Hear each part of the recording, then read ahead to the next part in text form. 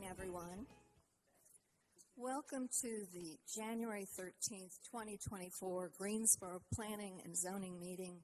My name is Catherine. Recording in progress. My name is Catherine Magid, and I am the chair of the commission. If the other commissioners would introduce themselves, starting from my right. Keith Peterson. Sandra O'Connor. Mary Skanes. Paul G. Gilmore Sr. Stu Nichols. And online, Ms. Turner, can you hear us?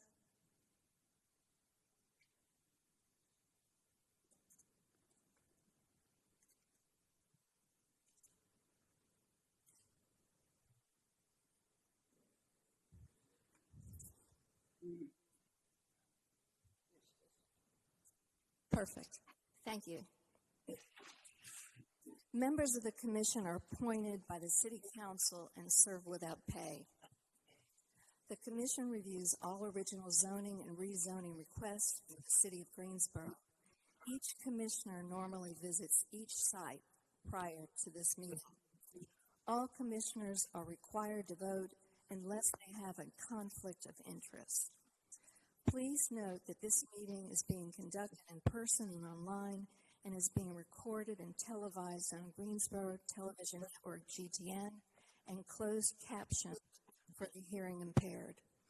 If anyone participating online needs help with Zoom during this meeting, please email Luke Carter at lucas.carter@greensboro-nc.gov. When a case is called that you are interested in, please, people wishing to speak online will need to use the raised hand function under the reaction button and will be called upon to speak in order in which hands were raised.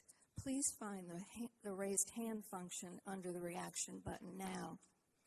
People wishing to speak in person will need to come to the podium. When you are called upon to speak, please state your name and address for the record. Please also direct all comments and questions to the Zoning Commission. Participants in the zone meeting will be able to view the meeting and speak when they are called upon. The procedure used at this public hearing is as follows. Planning staff presents background information and makes a recommendation. The applicant will present a short summary of how he or she communicated with the neighborhood and why the request is reasonable. Any commission member may ask questions once the presenter has completed their presentation. The applicant and those wanting to speak in favor to the request have a shared total of 10 minutes to speak. Then those wishing to speak in opposition to the request have a shared total of 10 minutes to speak. The applicant and those in favor of the request share 5 minutes of rebuttal time. Then those in opposition to the request share 5 minutes of rebuttal time. The process after a deliberation. All approved ordinances or denied cases receiving 6 or more favorable votes will constitute a final action unless an appeal is submitted in writing to the planning department and the appeal fee is paid within 10 days. All ordinances receiving a majority of favorable votes but less than 6 will be subject to a public hearing by the City Council. All annexed ordinances receiving 6 or more votes will be favorably recommended and subject to a public hearing by the City Council. The Planning and Zoning Commission may reorganize the meeting agenda. Cases in which no opposition has been expressed and the Planning Department and in which the Commission members do not feel necessitates an in-depth discussion will be moved to the top of the agenda and will become the expedited agenda. Staff will provide a shortened presentation for those cases, and the applicant will have up to 2 minutes to address the Commission if they desire. Acknowledgement of absence. We have no absences, but we have Ms. Turner online. And Ms. Glass will be joining us in about 15 minutes. Will you please notify me when she's online? Thank you. Yes, Chair Megan. The approval of the minutes. I will entertain a motion to approve the December minutes. I move approval of the December minutes. Seconded. Thank you, Ms. O'Connor and Mr. Nichols. All those in favor signify by saying aye. Aye. Thank you, Ms. Turner. Now we will have some insights from our city attorney. Thank you, Chair Magid, and good evening, everyone. Much of the Commission's work this evening will include the consideration of rezoning applications. I'd like to remind everyone in attendance that when the Commission considers rezoning applications, its determinations are based off the land uses allowed under the zoning district that's been put forth in the application, as well as any conditions that have been proposed by the applicant. Land use impacts on public infrastructure are relevant in rezoning matters, and it's important to know that the Commission is not here to determine all details of a development. That involves staff input and evaluation that goes beyond the scope of the Commission's work. If a rezoning would generate a certain amount of traffic flow, the Commissioners will have been provided with a summary traffic impact study. Meanwhile, many site-specific development features, such as the management of stormwater, are evaluated through the Technical Review Committee rather than in this forum here this evening. Lastly, concerns that are not related to land use are not germane to the Commission's consideration of rezoning applications. For example, generalized concerns about crime rates, current or anticipated school capacity, and questions about who may own or live at or use a subject property are not for the Commission's consideration. If there are questions about matters that are not addressed this evening, those may be referred to the Planning Department or the Technical Review Committee as appropriate. Thank you. Thank you. Withdrawals and continuances. Mr. Kirkman, do we have any? We do not. Thank you very much. Right now, I'm going to mention it's my understanding that we have two cases in opposition tonight.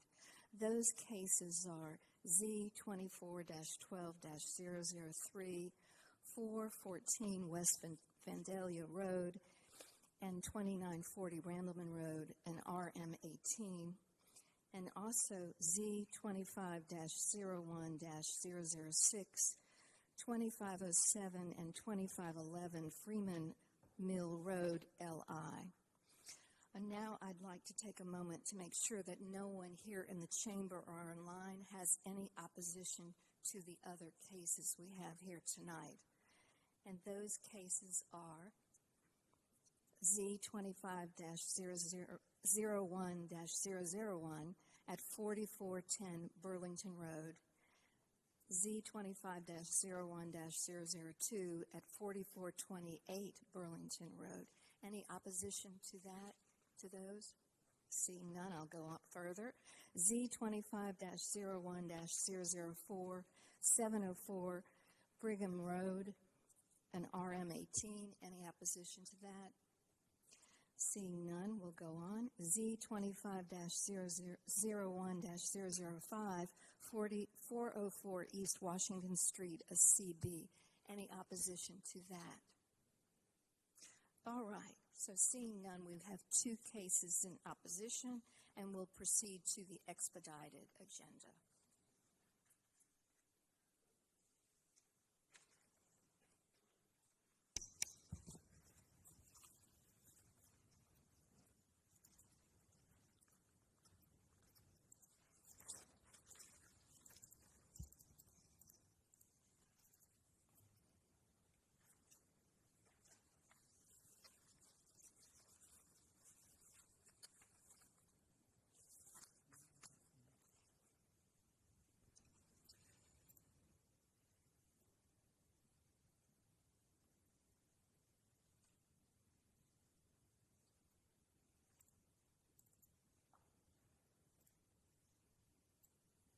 Thank you. The first item on our agenda is PLP 25-01 and Z25-01-001, an annexation and original zoning request from County RS 30 residential single family, and HB highway business to City CD-LI Conditional District Light Industrial for the property identified as 4410 Burlington Road, generally described as south of Burlington Road and east of Willow Lake Road. And the second item is item PLP 25-01 and Z25-01-002, an original zoning request from the County RS30 Residential Single Family and SC Shopping Center to City LI Light Industrial for the properties identified as 4428 Burlington Road and a portion of Burlington Road right-of-way, generally described as west of Interstate 840 and south of Burlington Road, 5.2 acres. Mr. Kirkman. Thank you, Chair Magid. So all of what you just heard is to say that there are two original zoning requests before you tonight for this location and one annexation request. The applicant for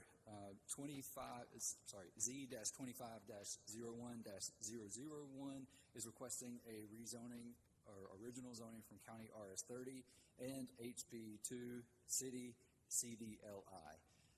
And because the property that is identified as case Z-25-01-002 lies between the requested property to be annexed and the primary corporate limits and is owned by the state, that property automatically comes in as well. So that's the second case. You will notice that north of the request is CDCH, and there is a Sheetz convenience store at that location, undeveloped land, and transmission lines. To the east of the request is I-840, that is zoned R3. To the south of the request is zoned County Ag. There's a railroad south of the request. There's undeveloped land, and there's a plant nursery. To the west of the request is County LI, which is a nondescript light industrial building, and then there's CDLI, City CDLI, and that's a truck stop.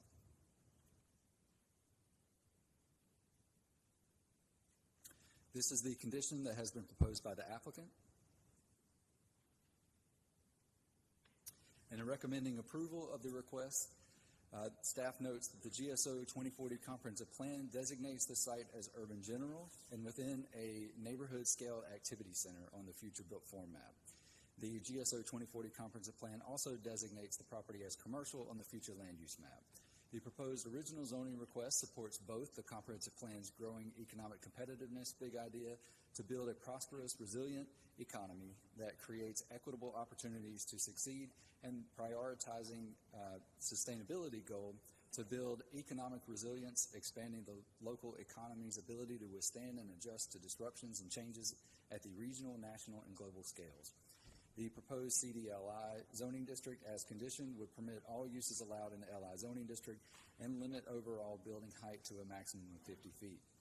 Both requests would permit uses that are present on adjacent tracks, and the proposed original zoning requests are also appropriate given their location along a major thoroughfare and near a highway interchange. With that, I can answer any questions that you have. Does the commission have any questions? Seeing none, would the applicant like to make any comments? You have up to 2 minutes to speak. No, he's here for questions, but he doesn't have anything. Okay, thank you. So now we'll be looking for two motions. Let me close the public hearing. I'd like to close the public hearing. Now we'll be making an annexation motion as well as a zoning motion. I will entertain the annex recommendation, which will cover both properties, correct? That's correct, yes, ma'am. Peterson, Commissioner Peterson, I'd like to make a motion. The PLP 25-01 annexation of 4410 Burlington Road and 4428 Burlington Road, a portion of Burlington Road right away. Seconded. Thank you, Mr. Peterson, Mr. Nichols. All right, now I will take a vote. All those in favor signify by saying aye. Aye. Aye. Aye. Thank you, Ms. Turner. Ms. Glass is not here yet. That is correct. Okay. That constitutes a, a recommendation, a favorable recommendation. We'll get to that. Now I need a motion first for the actual 001 property. This Commissioner Peterson, I'd like to make a motion for rezoning for Z-25-01-001, 4410 Burlington Road. And will you read the motion, please? All right, the Greensboro Planning and Zoning Commission believes that its action to recommend approval of the original zoning request for the property at 4410 Burlington Road from County RS 30 Residential Single Family and HB Highway Business to City CDL-LI Conditional District Light Industrial to be consistent with the adopted GSO 2040 Comprehensive Plan and considers the action to be reasonable and in the public's interest for the following reason. The request is consistent with the Comprehensive Plan future built form map and future land use map. The proposed city CD-LI zoning district and condition permits use that fit the context of surrounding area and limits negative impacts on adjacent properties. The request is reasonable due to the size, physical condition, and other attributes of the area, and it will benefit the property owner and surrounding community, and approval is in the public's interest. I need to have a second on that motion, please. Second, Varsity Downing. Thank you, Mr. Downing. Okay, now we will take a vote on that. All those, can we do that? Yes, ma'am. Okay. All those in favor signify by saying aye. Aye. Aye. Ms. Turner? She said aye. That passes. Aye. Now we're going to read the next portion of this, the 002. But it's not up yet. Okay, it is up. I will entertain a motion. Could someone make the motion? This Commissioner Peterson, I'd like to make a motion pertaining to Z-25-01-002. The Greensboro Planning and Zoning Commission believes that its action to recommend approval of the original rezoning request for property at 4428 Burlington Road and a portion of Burlington Road right-of-way from County RS 30 Residential Single Family and an SC Shopping Center to City LI Light Industrial to be consistent with the adopted GSO 2040 Comprehensive Plan and considers the action to be taken to be reasonable and in the public's interest for the following reasons. The request is consistent with the Comprehensive Plan future built form map and future land use map. The proposed City LI zoning district permits uses that fit the context of surrounding area and limits negative impacts on the adjacent properties. The request is reasonable due to the size, physical condition, and other attributes of the area, and it will benefit the property owner and surrounding community, and approval is in the public's best interest. Thank you, Mr. Peterson. I need a second on that motion before we vote. Commissioner Gilmer seconds.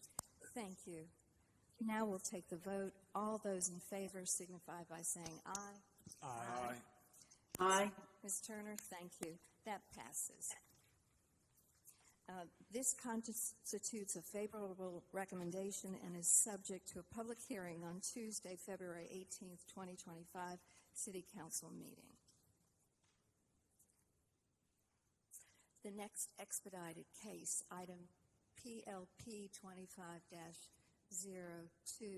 and Z2501-003, an annexation and original zoning request from County RS 40 Residential Single Family to City R3 Residential Single Family 3 for the property identified as 3718 Randleman Road, generally described as west of Randleman Road and north of Fox Ridge Road, 1.13 acres. Mr.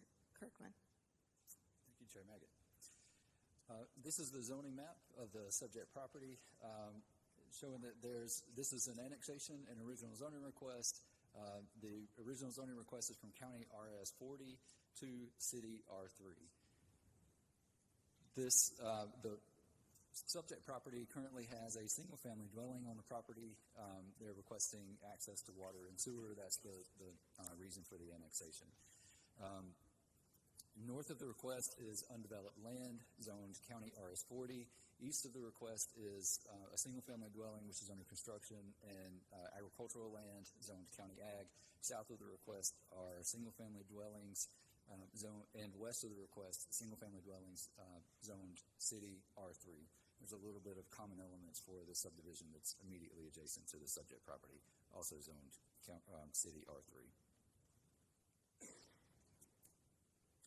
In recommending approval of the original zoning, staff notes that the GSO 2040 Comprehensive Plan designates the site as urban general and within an urban mixed-use corridor on the future built form map. The GSO 2040 Comprehensive Plan also designates the site as residential on the future land use map.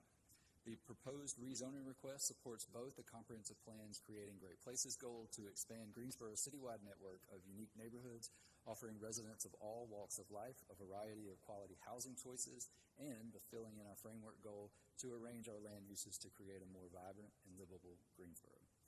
The proposed R3 zoning district is primarily intended to accommodate low-density, single-family detached residential development up to 3 dwelling units per acre. The proposed original zoning request allows uses that are similar to those that exist in the surrounding area. With that, I can answer any questions that you have. Does the commission have any questions? Seeing none, would the applicant like to make any comments? You have up to 2 minutes. Was that a no? Okay. Seeing none, we will close the public meeting, and we're looking for a motion. We're looking for 2 motions, an annexation and a zoning request. Madam Chair, Sandra O'Connor, I move annexation. Commissioner Peterson, I second. Thank you, Ms. O'Connor and Mr. Peterson. Now we'll take a vote. All those in favor signify by saying aye. Aye. Aye. Thank you, Ms. Turner. Has Ms. Glass gotten here yet? No. Not yet, Ms. Patty. Okay. That passes 8-0, and this constitutes, we have to do the second motion. Ms. O'Connor. Thank you. Regarding item Z2501-003 for 3718 Randleman Road, the Greensboro Planning and Zoning Commission believes that its action to recommend approval of the original zoning request for the property at 3718 Randleman Road from County RS40 Residential Single Family to City R3 Residential Single Family 3 to be consistent with the adopted GSO 2040 Comprehensive Plan, and considers the action taken to be reasonable and in the public interest for the following reasons. The request is consistent with the Comprehensive Plan's future build form map and future land use map. The proposed City R3 zoning district permits uses that fit the context of surrounding area and limits negative impacts on the adjacent properties, and the request is reasonable due to the size, physical conditions, and other attributes of the area. It will benefit the property owner and surrounding community, and approval is in the public interest. Did we have a second on that motion? Commissioner Keith Peterson, I second. Thank you, Mr. Peterson, and thank you, Ms. O'Connor. Now we will take a vote. All those in favor signify by saying aye. Aye. Aye. Thank you, Ms. Turner. This constitutes a favorable recommendation and is subject to a public hearing at the Tuesday, February 18th, 2025 City Council meeting. The next item on our expedited agenda is Z25-01-004, a rezoning request from CDLI, Conditional District Light Industrial, to CDRM 18, Conditional District Residential Multifamily 18, for the property identified as 704 Brigham Road, generally described as east of Brigham Road and north of Eric Road, 5.68 acres. Mr. Kirkman. Mr. Carter, I don't know why I'm calling you Kirkman. Thank you very much. This is a rezoning request from CDLI to Conditional District Residential Multifamily 18. North of the request is a recently approved Conditional District RM8 zoning request and it's currently undeveloped. South and east of the request is planned unit development zoning district with apartment buildings, multifamily on that property. South of the request, there's a little bit of business park, and that actually has a single-family dwelling on there. To the east of the request is zoned R3 with single-family dwellings.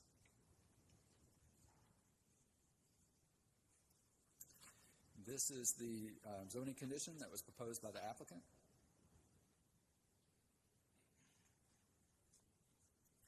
And in recommending approval of the request, staff notes the GSO 2040 comprehensive plan designates this property as urban general on the future built form map. The GSO 2040 comprehensive plan's future land use map references the Western Area Plan. The Western Area Plan designates this site as employment area. The proposed rezoning request, one note on the employment area. The staff report references that land uses have not come to fruition that were forecast by the Western Area Plan. And so you're seeing this area that is designated as employment area that has had a lot of residential development proposed lately. So just wanted to note that as part of this. The proposed rezoning request supports both the comprehensive plan's Creating Great Places goal to expand Greensboro's citywide network of unique neighborhoods, offering residents of all walks of life a variety of quality housing choices, and the Filling in Our Framework goal to arrange our land uses to create a more vibrant and livable Greensboro. The proposed CDRM 18 zoning district as conditioned would allow for additional residential uses to support the variety of nearby employment uses. And with that, I can answer any questions that you have. Does the commission have any questions? I just wanted to say Chair that. Maggie, I just wanted to let you know that Commissioner Glass is now online and Thank you participating. very much. Thank you very much. I'd just like to add that the Western Area Plan promotes infill, and this is a wonderful example of infill. So, with that said, would the applicant like to make any comments? We have up to 2 minutes. Okay. With none wanted by the applicant, we'll close the public hearing. And now I would like to entertain a motion. Madam Chair, this is Warshay Downing. I'd like to make a motion for agenda item Z25-01004. Before you read it, can we have a second? Yes. Thank you, Mr. Downing. Mr. Nichols. Now read the motion. Thank All you. right. The Greensboro Planning and Zoning Commission believes that its action to recommend approval of the rezoning request for the property at 704 Brigham Road from CDLI Conditional District Light Industrial to CDRM 18 Conditional District Residential Multifamily 18 to be consistent with the adopted GSO 2040 Comprehensive Plan, and considers the action taken to be reasonable and in the public interest for the following reasons. The request is consistent with the Comprehensive Plan's future built form map and future land use map. The proposed CDRM 18 zoning district as condition permits uses that fit the context of the surrounding area and limits negative impact on the adjacent properties. The request is reasonable due to the size, physical conditions, and other attributes of the area. It will benefit the property owner and surrounding community, and approval is in the public interest. Commissioner Gilmore seconds. Thank you for that. Now we will take a vote. All those in favor signify by saying aye. Aye. Ms. Turner? Aye. And Ms. Glass? Aye. Thank you very much. Okay, that passes 9-0. Okay, and this approval constitutes a final action unless an appeal is submitted in writing to the planning department and the appeal fee paid within 10 days. Anyone may file such an appeal. All such appeals will be subject to a public hearing on Tuesday, February 18th, 2025 at the City Council meeting. All adjoining property owners will be notified of such appeals.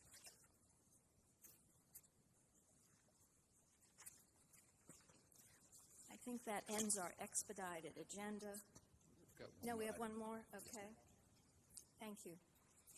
Item Z2501-005, a rezoning request from LI Light Industrial to CB Central Business for the properties identified as 320 and 304-308 East Washington Street, a portion of Sargent Street, and a portion of railroad right-of-way, generally described as south of East Washington Street and west of South Murrow Boulevard, 4.07 acres.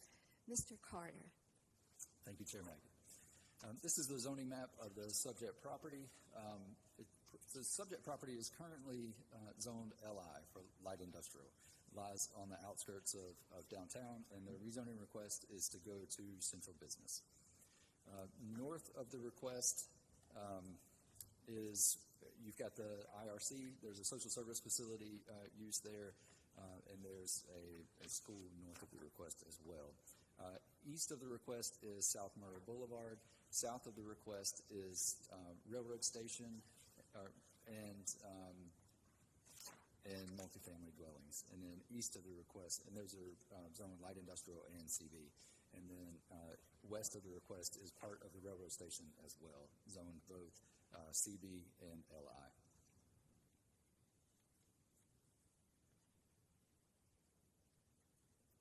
In recommending approval of this request, staff notes that the GSO 2040 Comprehensive Plan's future built format designates the subject property as downtown and within a reinvestment area. The Comprehensive Plan's future land use map designates the property as downtown.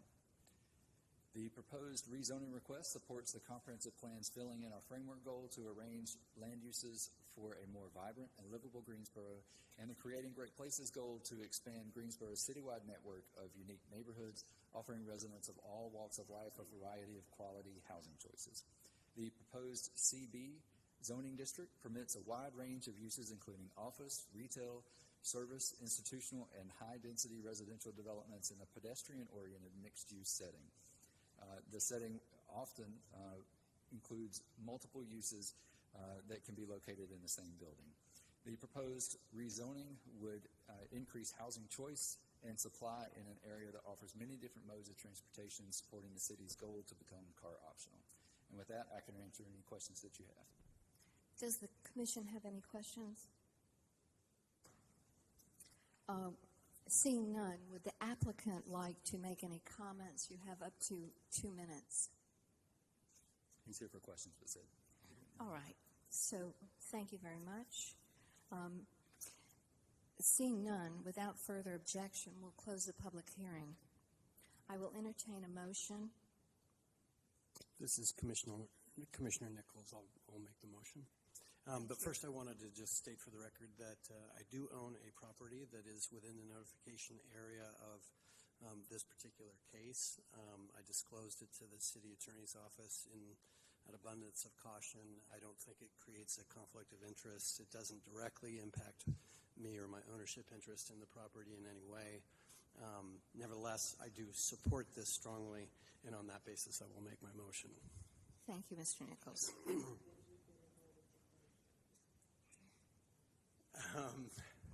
No, I did not. Okay. But I believe the notification probably went to the property itself and not to my home, and I have been on vacation since the last meeting, so I haven't been to the property. Thank you for that clarity. Yeah. Moving on to the motion relative to item Z25010005.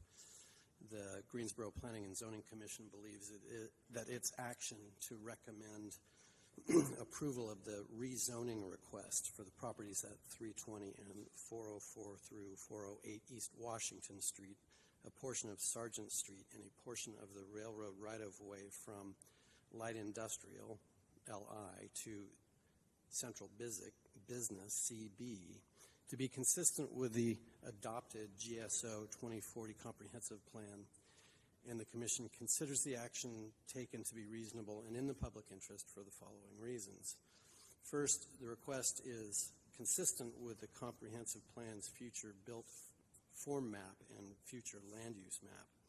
Secondly, the proposed CB zoning district permits uses that fit the context of the surrounding area and limits negative impacts on the adjacent properties. Third, the request is reasonable due to the size, physical conditions, and other attributes of the area. It will benefit the property owner and surrounding community, and approval is in the public interest. Thank you, Mr. Nichols. Can I have a second? Mary Skanes, second. Thank you, Ms. Gaines. We will take a vote now. All those in favor signify by saying aye. Aye. Ms. Turner? Aye. Ms. Glass? Aye. That passes.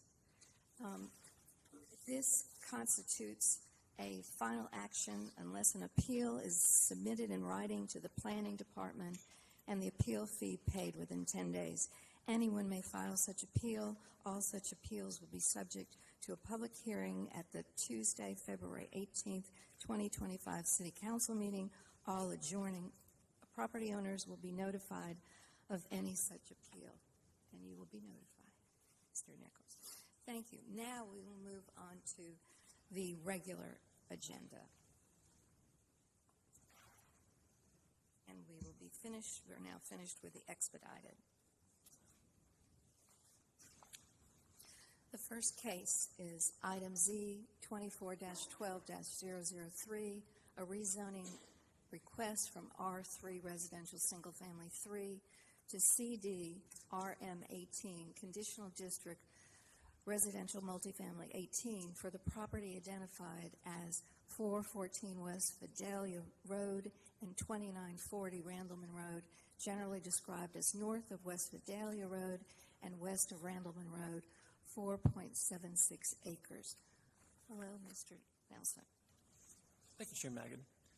This is the zoning map of the area showing that the subject properties are approximately 4.76 acres and are located north of West Vandalia Road and west of Randleman Road. This is a rezoning request from R3, Residential Single Family 3, to CDRM 18, Conditional District Residential Multifamily 18. North of the request is Zone CDRM 5, Conditional District Residential Multifamily 5, and R3, Residential Single Family 3. East of the request is Zone CDCH, Conditional District Commercial High. South of the request is Zone R3 and R5, Residential Single Family 5, and west of the request is Zone R3 and CDRM 5. This is an aerial map of the area showing that the subject property is currently undeveloped land. North and west of the request contains single and multifamily dwellings. East of the request contains a shopping center. South of the request contains single-family dwellings. This image shows the subject properties as seen from West Vandalia Road. This image shows multifamily dwellings located northwest of the request on Rocky Knoll Road, Zone CDRM5. This image shows an example of single-family dwellings located north of the request on Rocky Knoll Road, zoned R3. This image shows a shopping center use located east of the request on Randleman Road, zoned CDCH. This image shows a single-family dwelling located south of the request on West Vandalia Road, zoned R3. This image shows another single-family dwelling located south of the request on West Vandalia Road, zoned R5. And this image shows an example of single-family dwellings located west of the request on West Vandalia Road, zoned R3. This view is facing east on West Vandalia Road. The subject property here is located on the left. And this view is facing west on West Vandalia Road. The subject property is on the right. These are the conditions submitted by the applicant that were advertised with the request. And in recommending approval of the request, staff noted that the GSO 2040 Comprehensive Plan currently designates those subject properties as urban general on the future built form map and residential on the future land use map. The request also lies within the Randleman Road Corridor Phase 2 plan, which recommends denser development be concentrated along the corridor. The site is also directly adjacent to a district-scaled activity center.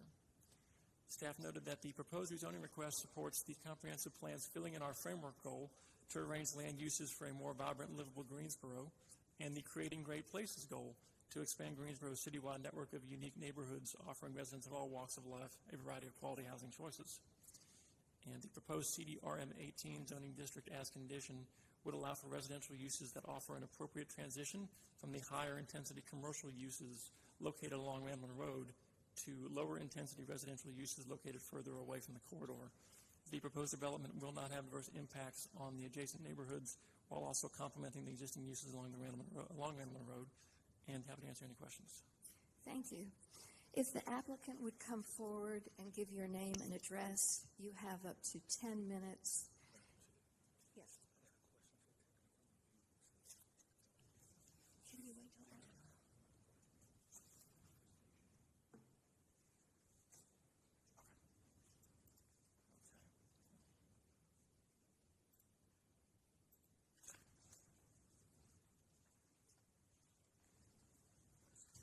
Good evening.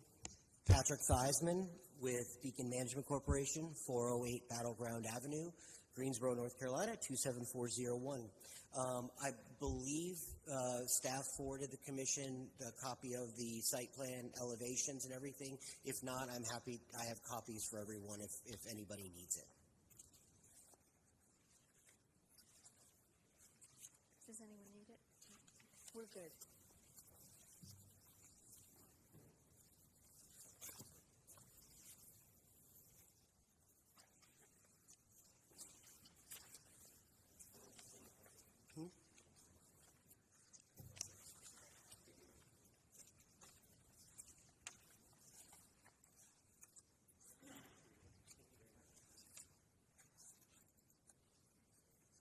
Okay. It's okay. I handed it out to them. Sorry. Thank you.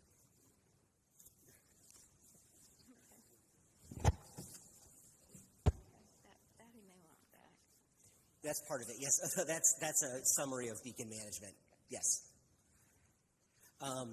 That's a great starting point, actually. Beacon Management Corporation has a long history in Greensboro of developing multifamily communities.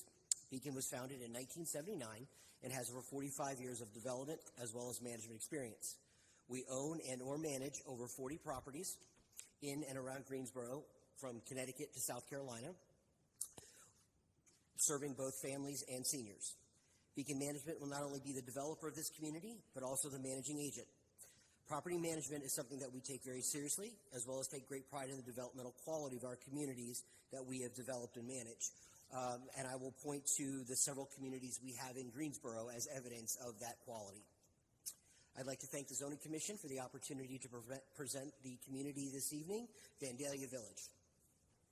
Our plan calls for 72 units of 1, 2, and 3 bedroom units in 2 buildings as evidenced on the site plan. There will be a community center that will include a resident computer center, multi-purpose room, and communal laundry facility. The site amenities will include a playground, picnic shelter, and gazebo. I'd also like to note that as a result of the first neighborhood meeting that we held, the density was reduced from 84 units on the original plan down to 72, which brings us to just 15.1 units per acre. We also reduced about 30 parking spaces as a result of that reduction. I have had the pleasure of working with staff for some time now on this property, and as usual, they've been very helpful.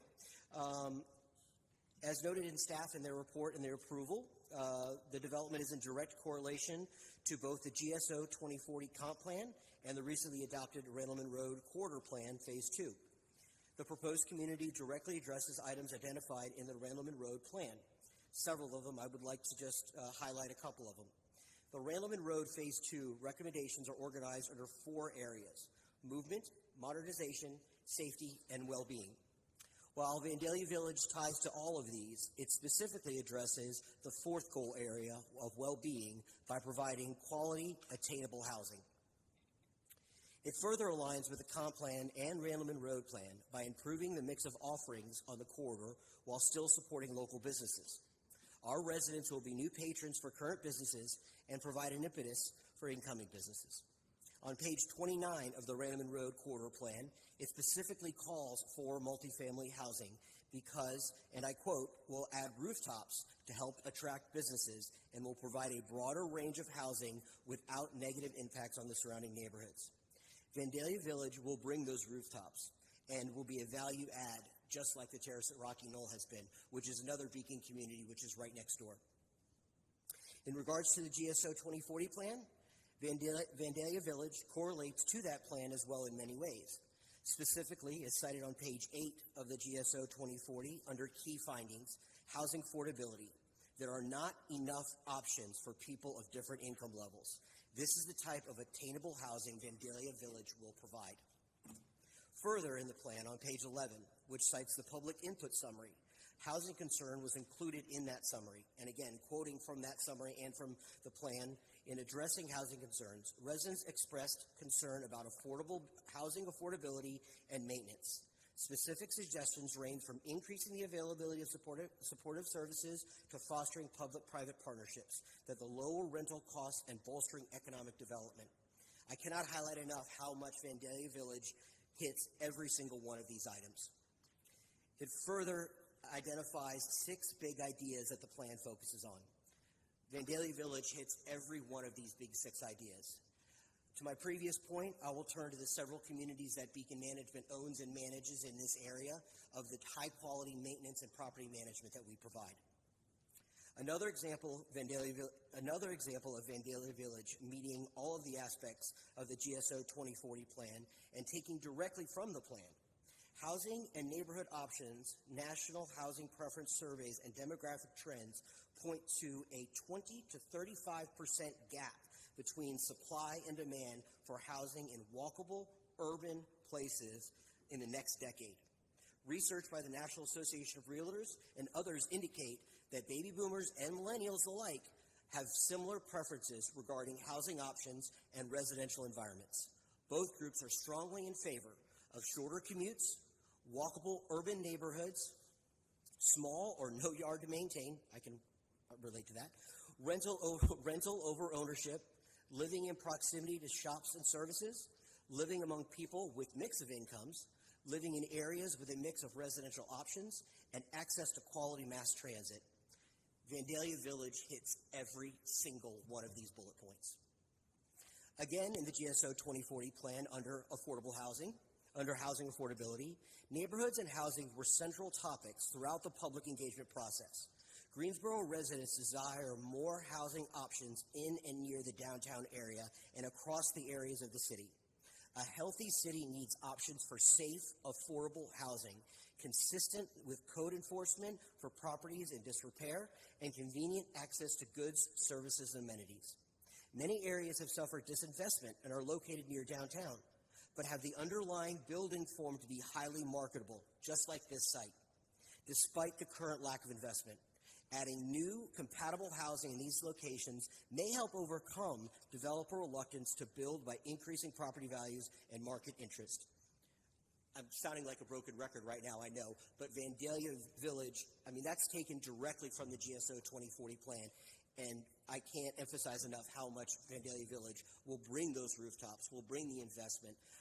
I'm investing an $18 million development in this area, and that's the goal that I have for this process.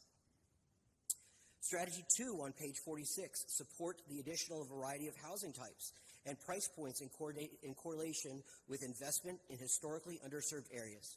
Providing additional housing options will increase the likelihood that residents will be able to stay in neighborhoods they love and will provide greater opportunities to attract new investment. The rooftops will bring new investment. On page 70 of the GSO 2040 plan, it outlines the characteristics of downtown, which, and I quote, provide high-density housing in and near the central business district, results in increasing housing choice and supply. Again, exactly what Vandalia Village will supply. Lastly, I think it's the easiest way to show how closely it corresponds to the plan to look at page 74 of GSO 2040. Quoting directly from the plan, in determining whether the proposed zoning is consistent with these designations, the Zoning Commission or the City Council will use the following questions as the framework of discussion. It states that this is not a checklist, but a set of questions to guide the determination of consistency with a comprehensive plan. If the answers to these questions are generally in the positive, the rezoning request should be deemed consistent with a comprehensive plan.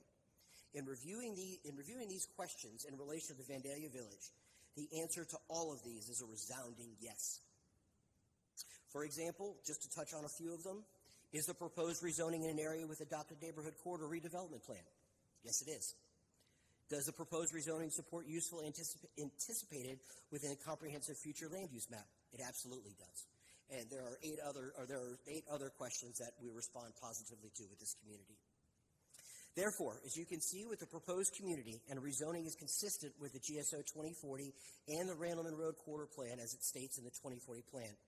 Each rezoning decision will be evaluated with the policies, maps, vision, and big ideas of the GSO 2040. This process will foster incremental change that moves Greensboro towards the vision set forth in the GSO 2040, such as increasing housing choices, creating great places, and mixed-use walkable developments, and supporting neighborhood help. Vandalia Village checks all of these boxes. I'd like to point out on the site plan that we've oriented the buildings not to be too close to the single-family residences, providing more than required setbacks. Our goal is to leave as much natural foliage as possible, which is why we went with 2 buildings. This will allow us to move as little dirt as possible, positioning the buildings away from the single family. It is also important to note that we've developed the terrace at Rocky Knoll, where we held both neighborhood meetings. I field no less than 2 to 3 calls a day for individuals looking for attainable housing in the area, and unfortunately we have a 2 to 3 year waiting list at Rocky Knoll right now. As I believe there have been some concerns about the water runoff in the area, please know that as the owner of the development, I do not want to deal with any runoff either. I've been working with a civil group, environmental engineers, and we have verified both state maps and from the Department of Environmental Quality and federal maps for the Fish and Wildlife that show a stream that starts near the site. It does not appear to impact much of the site, but it would affect our grading. Therefore, we have taken all concern and all steps to make sure that that's emphasized on the site plan and have buffered 0.3 acres away from that area to ensure that there is no disturbance. And I'm out of time. Thank you. Thank you so much. I appreciate it. You'll have more time. If I may, there is one last condition I did not get to that. Given neighborhood feedback, I'd like to add a condition of a fence along the back side of the complex that lines up against the shopping center. That would be an 8-foot wood privacy fence. I did not get to that point in my presentation. I apologize. Mr. Theismann, can you clarify? So when you say the back, are you talking about are you talking about between you're talking about the eastern property line, I guess, where it bumps up against commercial? Is that what you're referring to? Okay. So an 8-foot tall wood privacy fence along the eastern property boundary. Yes. If that's the part that you know your east and west better than I do.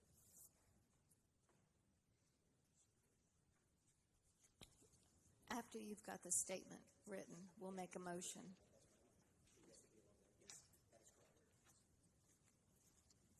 And I apologize, I ran out of time. Thank you. That's okay. That's all right. Thank you. You'll have time at the rebuttal. Mr. Kirkman's going to read that, and then we will. Who would like to make the motion? Let's hear it. Yeah.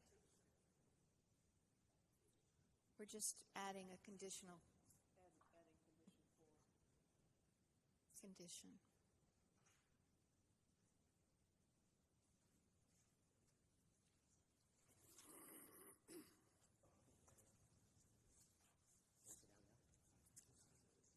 Pardon me? Mr. Kirkman. All right, I think I got it. Let's. Okay. Will you Sorry read? for that last curveball. Sure. That's Sorry all right. about that. I just received some comments this afternoon, so I wanted to make sure I addressed them. Yes, Thank I think the conditions, I understand it, and Mr. Theismann can confirm that, is that there shall be an 8-foot tall opaque fence along the eastern property boundary. Is that eastern? Yes. It would be it's the property line between the commercial zoning and the residential. So that's the eastern boundary of the lot. Turn the book around. Okay. Yep. Eastern part. Is that clear for everyone? That's the part along that's along the back part of it. Correct, right. So that's between the shopping center and your development. Perfect. Potential. Okay. All right. So Okay. sounds like he's agreeable to that wording. All right. So I'll that is the motion. I need a second for the motion, please.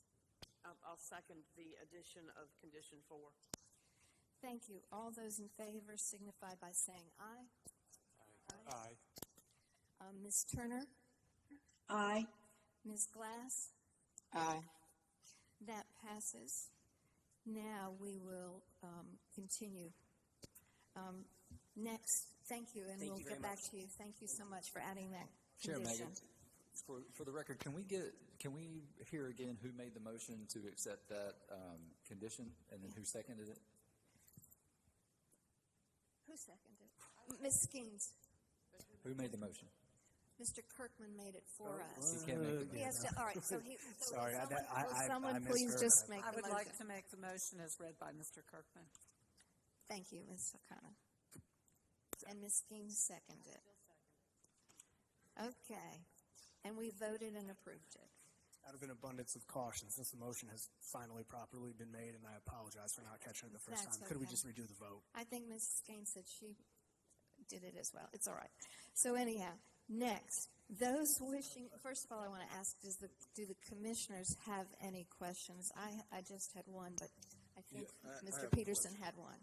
It's probably for technical review. I noticed on the books that we have, and I had to look on the GIS map after visiting the property. This property has easements, clean out pipes and streams and storm drains, and I don't see it on neither one of these, especially the handout that the developer gave us. Is that something that we should have to consider? So I think, at the end of the day, what the applicant's giving you is their conceptual. There's nothing in the conditions for that specific site plan on there. But as far as technical review, if there are dedicated easements, utility easements, stormwater, et cetera, those would be addressed as part of the site plan review process. If there's a stream, I think there is a stream identified on the property. The stream buffers would be identified as part of that. All of those items would be addressed by the technical review committee as part of plan review. Which comes after this. Correct. Thank you so much. If I may, Commissioners, I'll just echo what Mr. Kirkman just said, but also underscore the first part of what he said, which is, obviously there are conditions in place here, but the site plan more broadly is illustrative. That's what it is. So we don't want to be too wedded to it. It's for illustrative purposes. And also, I was just checking, and I'm sorry, I had to do the condition on the fly. Residential uses, the maximum height of a fence is 7 feet that is allowed. So I want to make sure we're not adopting a condition that's in conflict with the ordinance. So I would ask if the commission is comfortable, and I'll ask Mr. Theismann as well, to amend that condition to the 7-foot height instead of 8. Thank you for that clarification. Is that fine? Okay. Yeah, he says good. Yeah, sorry about that. Just getting on the fly there. Okay, will the commission signify by saying aye? Chair Magid, if we may, I'd like to ask. We don't have to do it. I'm not 100% sure about us getting the initial motion until Chair, I believe it was Commissioner O'Connor went ahead and did it. Could we just redo the motion? Definitely.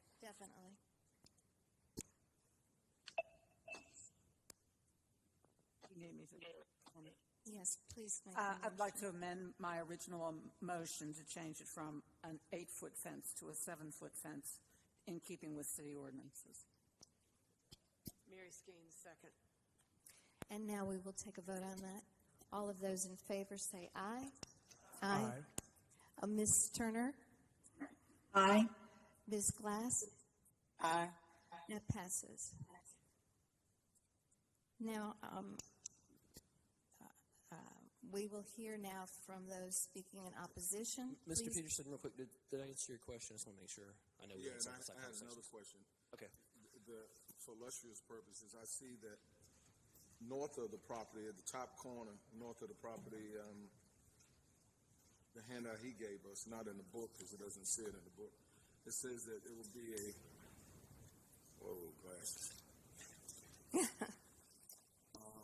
a playground that's at the north corner of the property. Is that correct? At the end of the day, that's all conceptual. I can't really speak to that. That's Well, I was asking the developer that. Oh, okay. Well, I'll let Mr. Theismann come up maybe real quick to answer your question then. Come back, Mr. Theismann. And Commissioner Peterson, I will just to sort of build off of what Mr. Kirkman was saying. Of course, if we don't, I apologize, Mr. Theismann. If we don't have a condition to lock us in, again, this is illustrative. This is just pure. Right. Yeah, there's nothing to lock you in the absence of a condition. So I just want us to be cautious about diving too deeply into those details.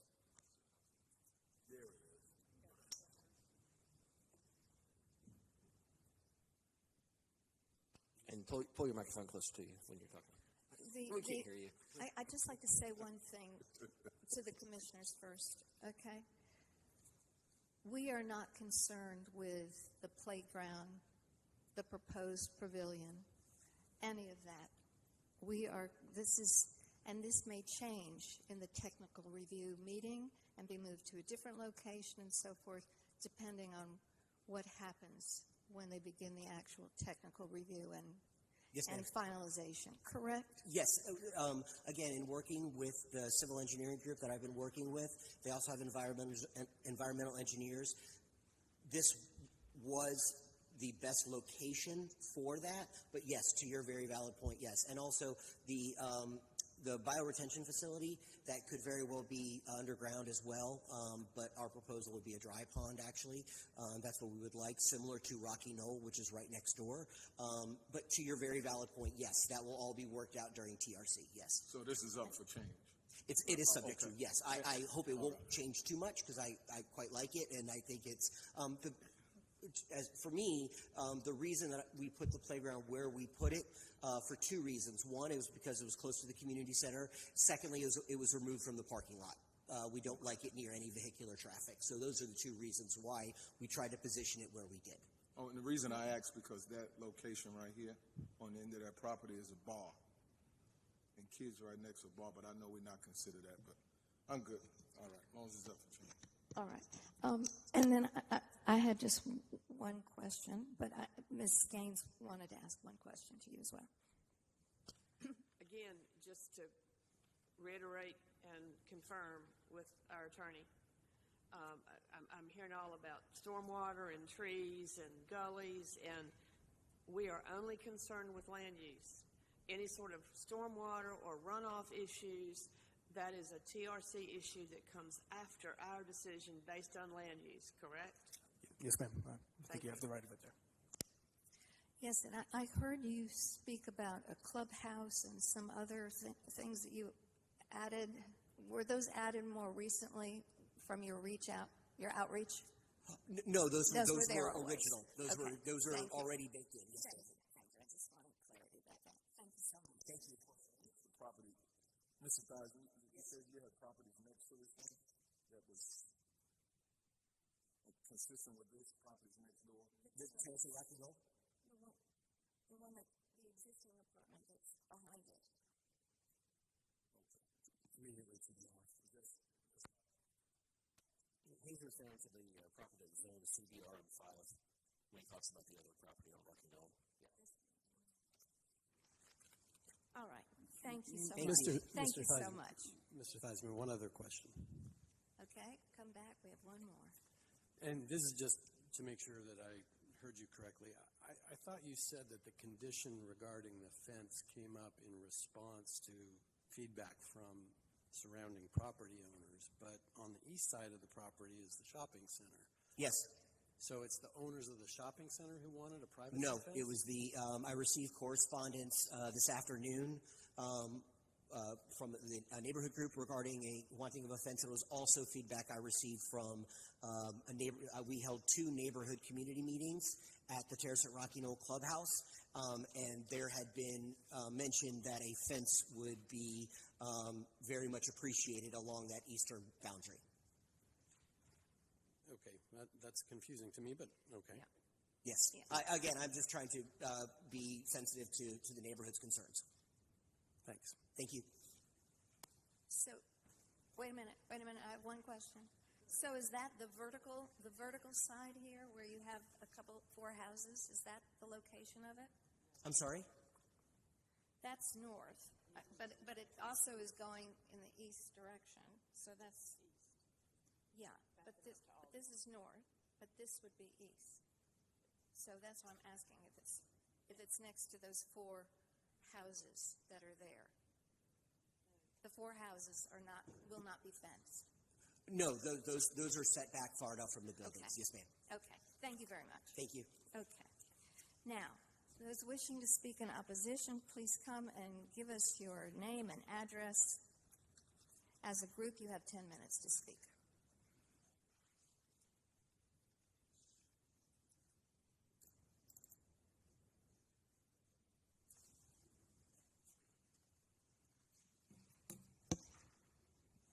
Good evening, Cheryl McIver, 44 West Mountcastle Drive, Greensboro, North Carolina. Hello, Commissioners. We really, as a community, looked at this project to figure out how we could really work with the understanding the need of housing, right? Anything anybody brings up here is going to meet the GSO for 2040 plan and Random Road Phase 2. It doesn't matter. You can call out everything you want. Anything anybody brings up here residential is going to meet. However, there is still a clause or a statement that says it does not negatively impact the community.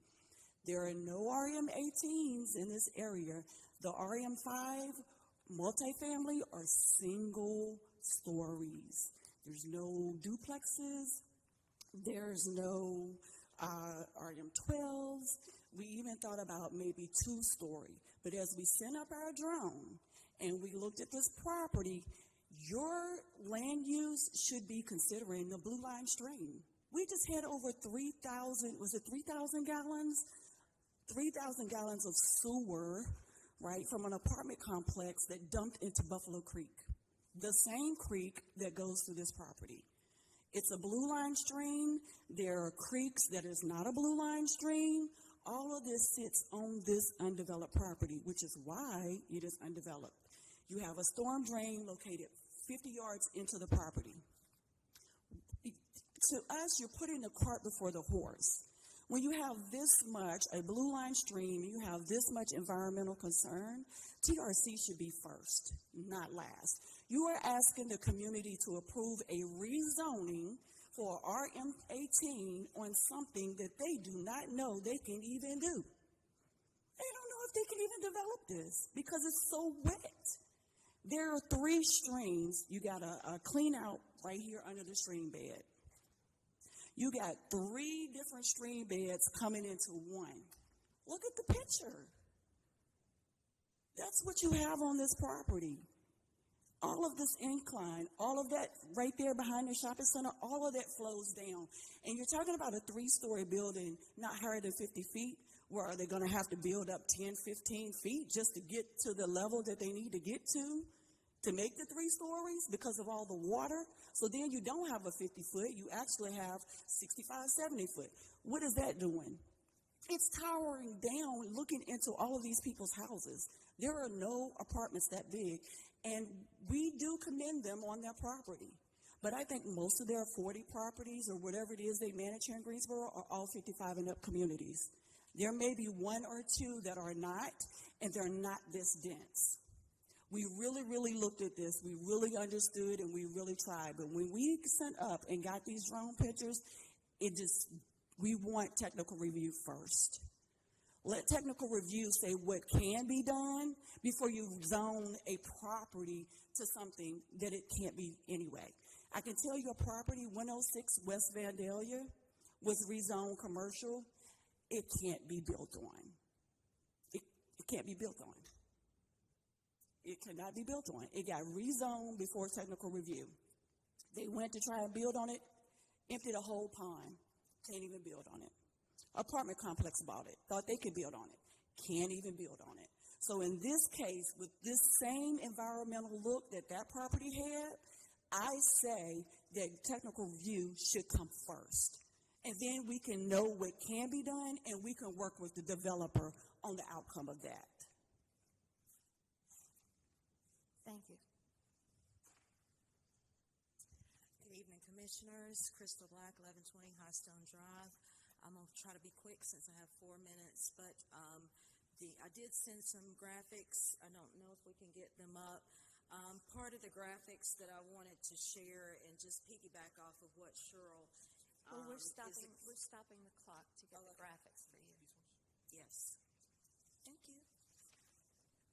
Do we have the graphics? Yes, great. Thank you. This is actually, your city should be able to provide it to you, but we just had an in-depth meeting with the City of Greensboro Water Resources Department on the concerning brown water that we have in the area.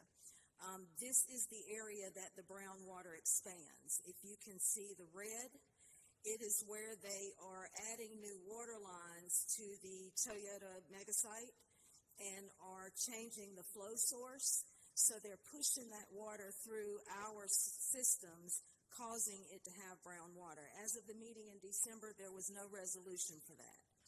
And so what we need for this commission to understand is that we are not opposed to development, but we want smart development. We know that southeast Greensboro, the southern part of Greensboro, is filled with blue line streams and water. We can't keep building on top of the water because what it's doing is causing flooding as it continues to go down. When you put the hard surface one place, we're dealing with flooding in another place. And so what we're asking is that can you please require to go through the technical review, because in this area is right at our greenway. It's right where the blue line streams fall. You saw those large tires that were in those pictures. That is from the rate of water flow. That's where the tires are coming from. I know because I get them in my backyard. I have a blue line stream, and I know what the water does. In those areas, it's not just the blue line stream, but the rate of water that is coming through southeast Greensboro, it expands the acre. So when you see it, you're seeing a lake.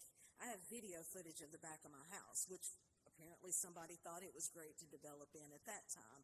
But I would just wish that you all would be more conscious about looking at, is this land developable? And it's not. The other issue that I had was that the traffic. We thought that there should be a traffic study. Transportation has done a traffic study on the intersection of Randleman Road and Vandalia.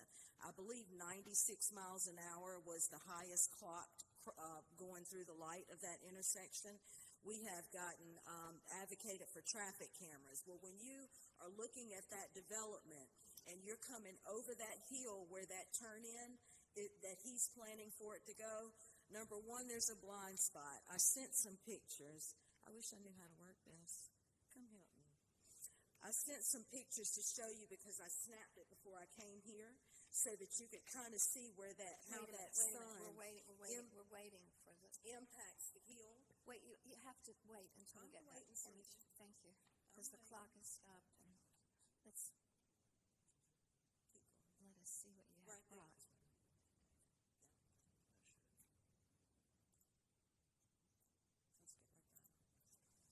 So when you're coming over this hill, this is 440 maybe, right before I came here. This is a blind spot. And so right where you see those two cars faintly, and this is with my iPhone camera, so the sun was blinded enough to change the resolution. That's when you kind of get visibility. You don't get it until you get right up on the cars. So when we talk about having healthy conversations with developers, just where the entrance would be smarter. If he's already has Beacon has the properties on Rocky Knoll, why not make that a safer entrance? When we came to the community meeting, I believe that we had some viable conditions. We've been through this. You've seen us before.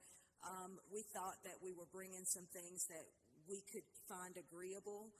We were shocked that the fence just got added in the 9th hour, but we were told no. We actually advocated for the fence for the neighbors that you were wondering about. But the agreement we just heard about today seems to be that we'll agree to the Aldi. Well, the Aldi is because of safety concerns.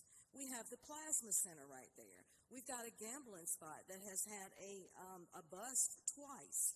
We have a bar.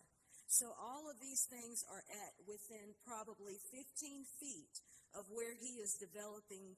Yes, 15 feet from where he's developing. You can jump over into his property from the back of this shopping center. And so him putting a fence up, the part of that request was for security access, and the other was for the neighbors who are going to have to endure what is being put there. So we asked for a surrounding fence is what we asked for. We also asked for that fence to be wrought iron just for the durability of it and being able to know that it will last in our community. Thank you. You have a minute and 36 seconds. Just asking, does the commission have the authority to request a technical review prior to approving this rezoning? Mr. Kirkman. So the city offers sketch plan review, which is the conceptual drawings that come in and talk through different things, and they identify any potential development issues, both in terms of infrastructure, site constraints, et cetera, on there with that. I'm not aware of anything the commission could do to ask the city's technical staff to weigh in on a project or not, because they don't have the rights established yet for that project. And Mr. City Attorney, is there a law that states that the city cannot ask for developers to go through technical review before they go through their development process, so that the community can know exactly what project can be developed on that land? Because today we are asking to approve a project that even in his proposal says, I'm not sure if I can do that, I've got to go through technical review. I find that an injustice to the community. And so I'm asking you, is there a law that keeps Greensboro from doing that, or is it something that they're being bound to do? Ms. Black, I would say that the commission is bound to take a look at the application as presented by the applicant, right? And so, if they sufficiently condition an item to give the commission guarantees, that is one thing, but to be able to, require the technical analysis on the front end, rather than let the policy decision be made and then engage in the technical analysis after, like is the general practice of the city. So it's the practice, not the law? Is that what you're stating? No, I would say that we would be engaged in contract zoning at that point, unfortunately, because if you were to, really what it is, as I stated at the start, the commission has to look at the application as presented to them, right? No, I mean, before it gets here, yeah. They get a choice between two applications. Okay. One standard application and one that they can go through technical review. Okay. We know that from our last commission meeting that they have an option. So as a developer, you may tend to naturally go to the one that is the less expensive, to be honest. So what I'm asking you is that does the city are they bound by law to not follow that procedure and ask them to go through technical review? Because I think that it does citizens an injustice to ask them to approve something that we can't even it's not a solid plan yet. We might be missing each other with this question, Ms. Black, and I apologize if so, but ultimately, again, I believe that we would basically be looking at imposing conditions effectively on the front end. Just the process. Which, again, to my mind, would amount to contract zoning. I think the commission has to take a look at what it is presented with. If it's a heavily detailed set of conditions for a project on the front end and the applicant's chosen to take that route, then so be it. But if not, the commission has to review what it has in front of it. Our blue Could line we hear from, streams. wait, sorry, excuse me. Just to spin on that same question, I understand where you're going with it, but from a different perspective, if we're looking at this and we go to us and then to technical review, should as proposed it be passed as it is proposed to us, and it gets to technical review and for some reason it's just impossible to fit this, then what happens? Then the project is... we can't approve plans that don't meet all the local, state, and federal requirements.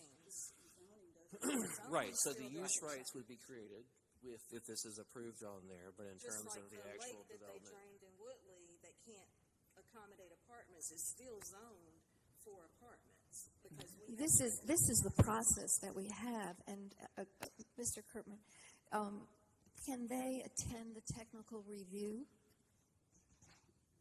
So I think I want to be I'm clear just about curious. this, because I'm not following the application question, but let me make sure I'm clear about that question first, because I think what we're getting at is that when applicants come to us with zoning requests on there, one of the things we want to do is to encourage them to go to the technical review committee, do a sketch review, so that they can flag if there's any particular issues up there that might make it not make sense to move forward in the rest of the conversation on there with that.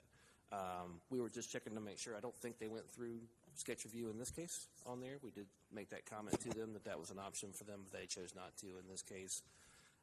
The question, I think, at the end of the day is the zoning would allow additional uses that don't exist now. It actually would not take away any uses that they have rights to today under the R3 zoning because it says dwelling units on there. So theoretically, if they go and it can't be approved and there's issues that the city finds can't do it, they would still have rights to develop as single family now. But you're right. I mean, that's part of the city's role is to determine from the public safety standpoint, from the public infrastructure standpoint, that these things will not create undue burdens on the public infrastructure and do not create other conflicts with state regulations or local regulations. Thank you. Okay, so Thank you. No, we're not going to have more Well, conversation. no, I just want to make sure. I need to, wait. I just want to make sure that the process for the zoning itself is the same regardless of whether someone goes to technical review or not. I just want to be clear about that because I wasn't clear from that one question. somebody can start the clock because I still have a minute and 26 seconds. So you're not just going to cut me off. So my question is, are blue line, you said we weren't going to have any more conversation. Are blue line streams not in the purview of land use? Mr. Kirkman. Right, and I'm not in the water resources staff, so I can't speak to all of that. That is part of the review, though, that those stream buffers, there are required stream buffers that they cannot develop into, and that includes grading and other activities as well. That'll be part of the technical review. We're not saying we don't want it. We're saying that there's so much blue, it's 3 creeks on the property. It's only 4 acres. What we're saying is you're asking us to agree to a rezoning of something that we really don't know that can be done on this particular site. And because we know that there's so much, we really, really tried. Because we know that there's these creeks, blue line streams, we know that there was just a 3,000-gallon sewage leak. We're just saying we feel like we need to know what can be done so that we can have better conversation with the developer about how to proceed with the project. Not just to say, yes, CDRM 18 can't be done, so they plop a cemetery or they plop a crematory or something else there that don't require another special use permit or rezoning. That's all we're saying. We really, really tried. We understand the need for affordable housing. We showed you pictures. Look at all the creeks and the waters.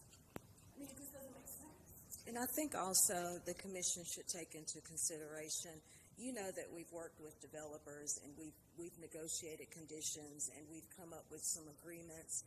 This developer did not come up with any conditional agreements except for the standard ones that he was already going to agree to. So what the community wanted was not really accepted. Thank you for those who stand up.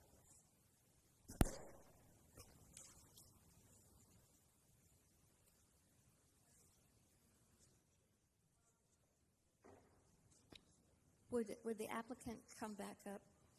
We're going to have the rebuttal time. You have 5 minutes of rebuttal time. And then I would like to have some comments from the commissioners as well. Do we want to do that before he does his rebuttal? Let's do the rebuttal. Thank you.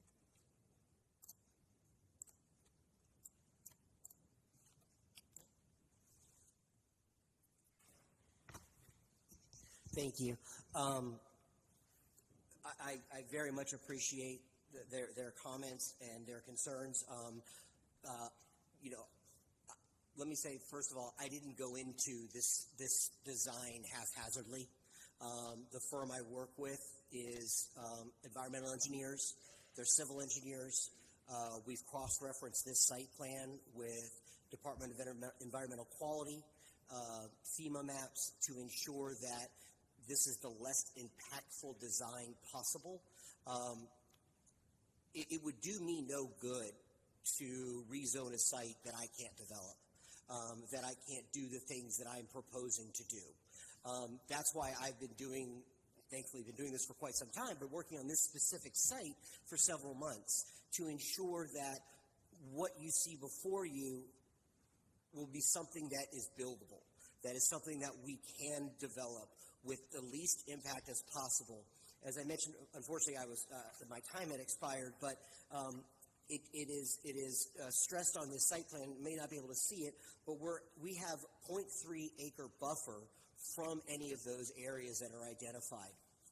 We've done a lot of work to ensure that the buildings are placed where they need to be placed with the grade, which we understand. Having developed the property next door, I can absolutely appreciate the grade that the individuals were speaking about, and that's why we placed the buildings where we placed them, why we did the parking lot the way we did, where we put the retention area where we did. The water runoff, the nice part is with this retention facility that we'll be building, that will actually catch a lot of the runoff too, because that will be a permanent structure. It will be a dry structure because it'll either be subterranean, which will be a sand filter, or it'll be a above ground retention facility as similar to Rocky Knoll, which is right next door. And that'll have to be in conjunction in requirements with city and permitting authorities. So I'd like to reiterate that this hasn't been a haphazard exercise on my part. The folks I work with are very good at what they do. They've designed this site to be as least impactful as possible, cross-referenced with the appropriate agencies in regard to water to ensure that there is as limited disruption. And they're also, what we find here is this is a bare site. What we're doing will actually help the site. We'll be able to, again, have a storm facility that will be able to catch a lot of this. I don't think that anybody would go to the lengths that I've gone to in working on this site to just throw something together. That's not my job. That's not what I like to do. I like to make sure that the work that I do on these site plans are with skilled professionals that are something that will work. We've actually shortened the buildings to ensure that there is to the concern about the traffic, so that the building that is on the eastern edge of the site closest to Vandalia will be further back to allow more visibility. I did consult with GDOT. It did not need a traffic study as a result of the lower density. Actually, it didn't need it at 84. It doesn't need it at 72. I've been trying to be very sensitive to the neighborhood concern, which is why I reduced the density, conditioned the fence. We have the appropriate buffer. We have cross-reference with the required departments to ensure that we are out of any wetlands or any streams. Again, I would like to put something forth that will work and that is buildable. I don't want to go through the effort, pay the money and the time without making sure that my due diligence is done. That's my job in working with the professionals that I've worked with to lay out a plan that I believe is very a good plan and will be very fitting. We won't be able to raise the site. Again, we have a 50-foot limit on our buildings. If anything, the site will be lowered in order to get to where we need to from a grade standpoint. So, we're very early in the process, but I'm excited to work with TRC. I'm excited to work with the permitting authorities to ensure that we design this site correctly, and I believe we're off to a very good start. Thank you very much. Thank you. And you have 27 seconds left in your time. Now we'll have 5-minute rebuttal time from the opposition, and then some discussion from the commissioners, please.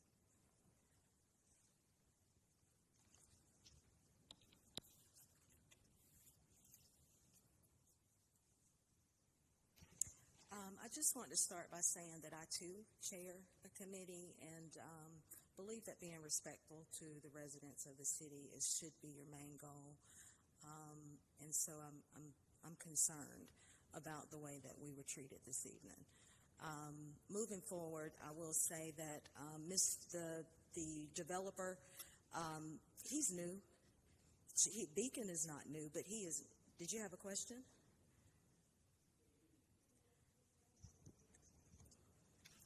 I can hear myself.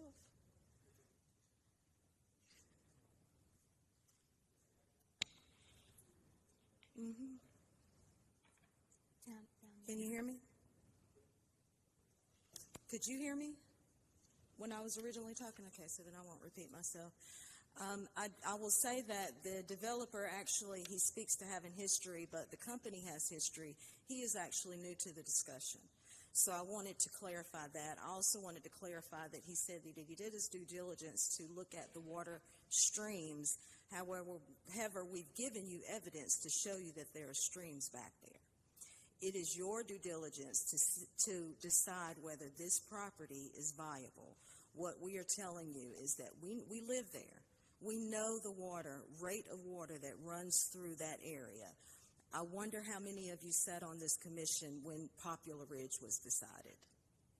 And what we're asking is that we don't make those mistakes going forward, and that we choose the right land use for property and not just approve things because it's the right thing to do on your side of the podium. Thank you.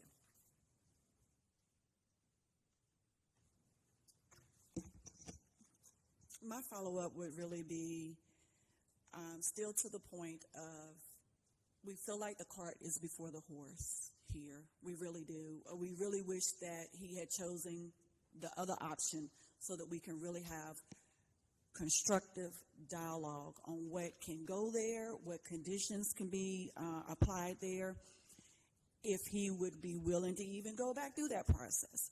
And now let's just say, I know it's an $18 million project, but this is financing. This is grants. This is going to affordable housing, to the North Carolina Housing Financial Agency. All of that is in play. We understand that. And we will write a letter that will reference to our senators and our representatives not to support this financing until we have all of our ducks in a row with this. That's all I have to say. Any other questions from the commission for Crystal or myself?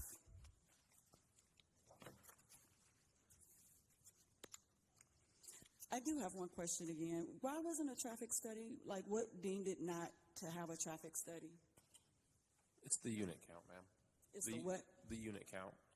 Typically for residential multifamily, you're looking at about 145 units before you get TIA consideration. So, and that traffic study is not looking at what you were referring to was looking at safety, like a speed study, which is a little bit different than a traffic study. So a speed study would be conducted by the city, traffic studies by the developers, and they're looking at more volume. So the traffic study, the count, what count did you use? Like, how did you guys get that count? Like, where does that count come from? Like, how do you have that count? I think I saw it like a 2019 count or something like that. I'm trying to figure out, like, where did you guys get that information? It says, hey, this count. We look for developments that are going to put out about 1,000 additional trips a day, new trips a day to the network, or 100 in the AM or PM peak hours. And those, we then base that on the number of units.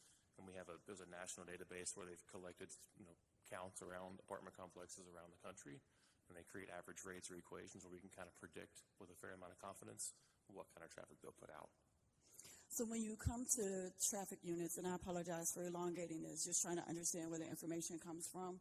So it's current information, it's current units that you guys counted or have current information on file in your database to say, hey, this doesn't meet? The database is always being added to, correct. The data set just continues to grow and make the data a little more accurate. So how old is the data in the database for this particular stretch? I don't have that in front of me. Again, we're not looking at Vandalia. We're looking at the apartment complex and what 72 units on average would put out from a traffic flow standpoint. And that's what we're looking for. We're not looking for the actual volumes on Vandalia Road. So traffic study is just for the units.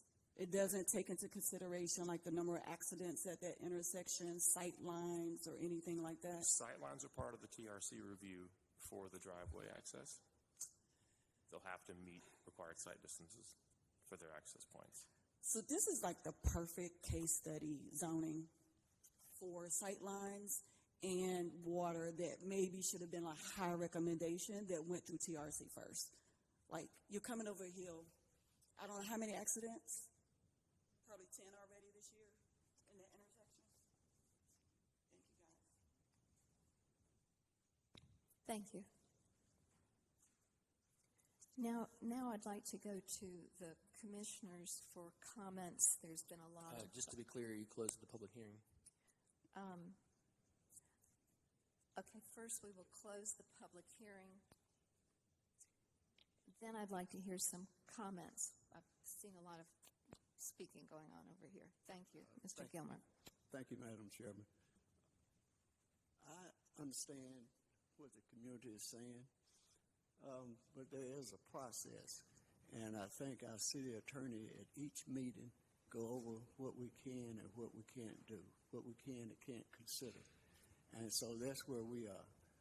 There's a reason why that we have, it comes before the zoning, before it go to the technical review committee. That's just the way it is. If we approve something here and it goes to the technical review committee, if it can't be built, then it won't be done. It won't happen. And then that applicant has to come back for another rezoning to try something different. So it is what it is, and you might want to speak to your city council about it or changing the way we do business, but that's what we have to do. And thank you. Commissioner Gilmer, if I may, just to build off that momentarily, I don't want to do a disservice to the question that Ms. Black and Ms. McIver put forward. If ultimately my concern, right, would be that if we are to unilaterally impose conditions of any variety on the applicants as this comes in, we would be engaged in contract zoning, which is in and of itself illegal. And so that, to really crystallize the point, and I apologize for any lack of clarity earlier, but that would be the primary concern here.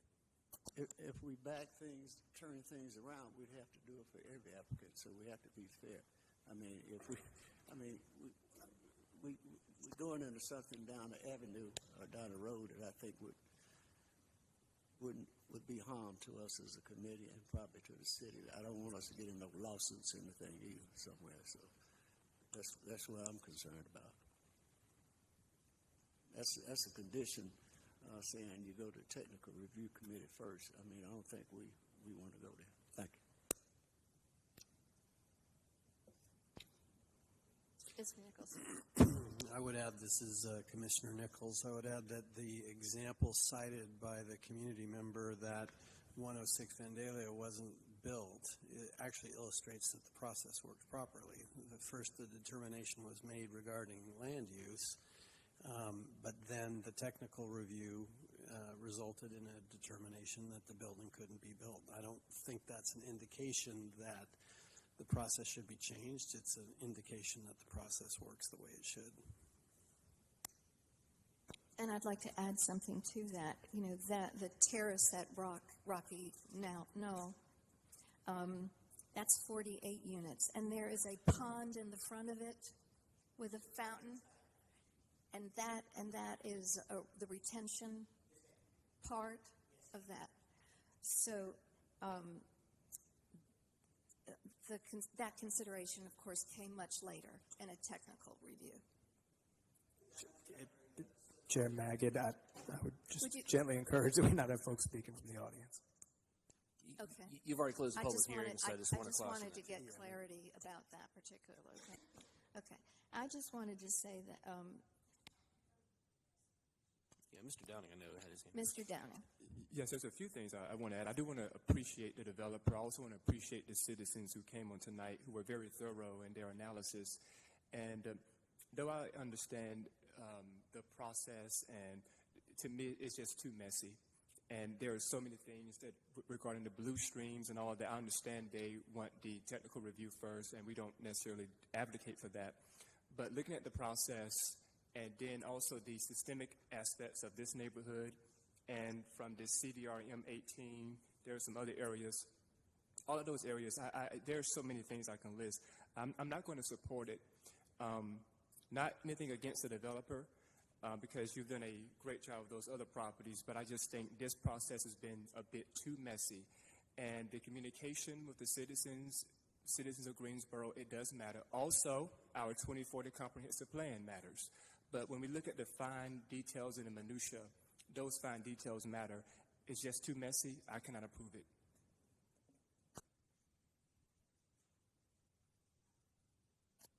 Did you want to say something, Mr. Peterson? Okay. Chair O'Connor, Vice Chair. Ms. Gaines.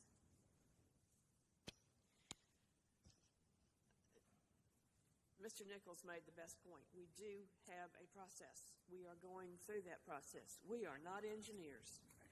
We cannot figure out about blue streams. We're not going to be measuring runoff. That is not our job. It is purely land use.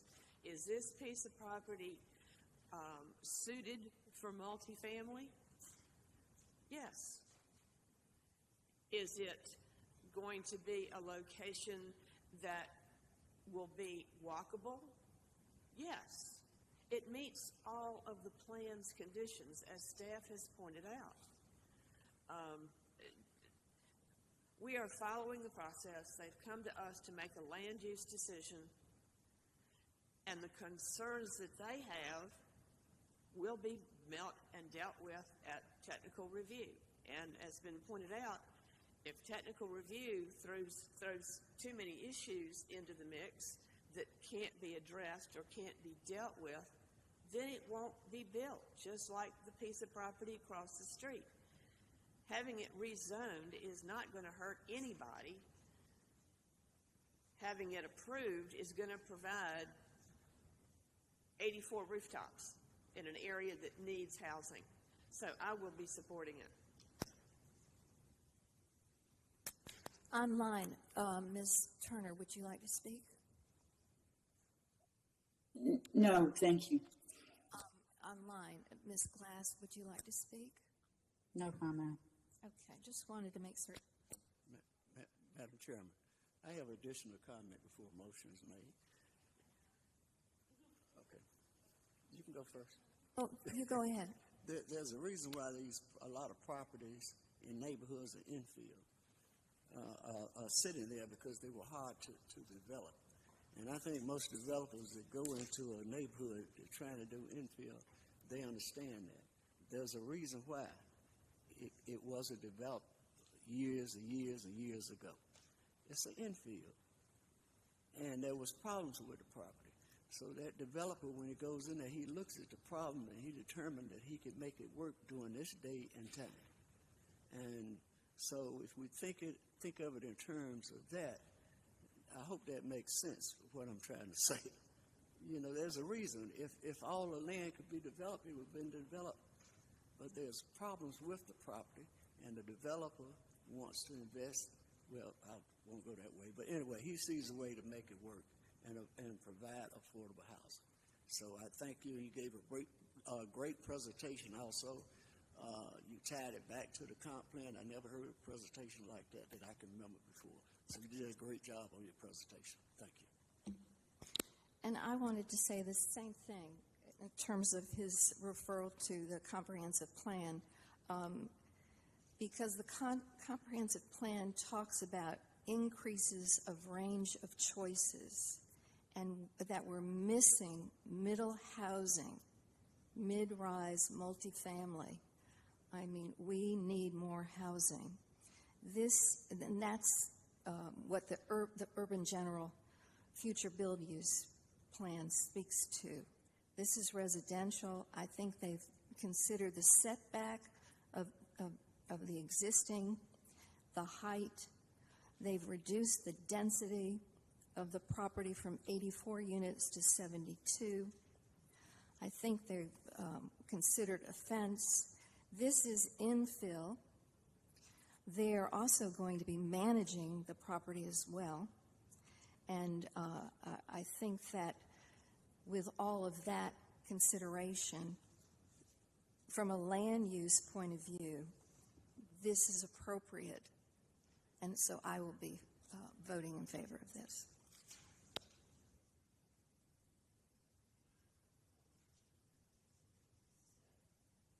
I'd like to entertain a motion. This is Commissioner Nichols. I'll make the motion. Thank you, Mr. Nichols.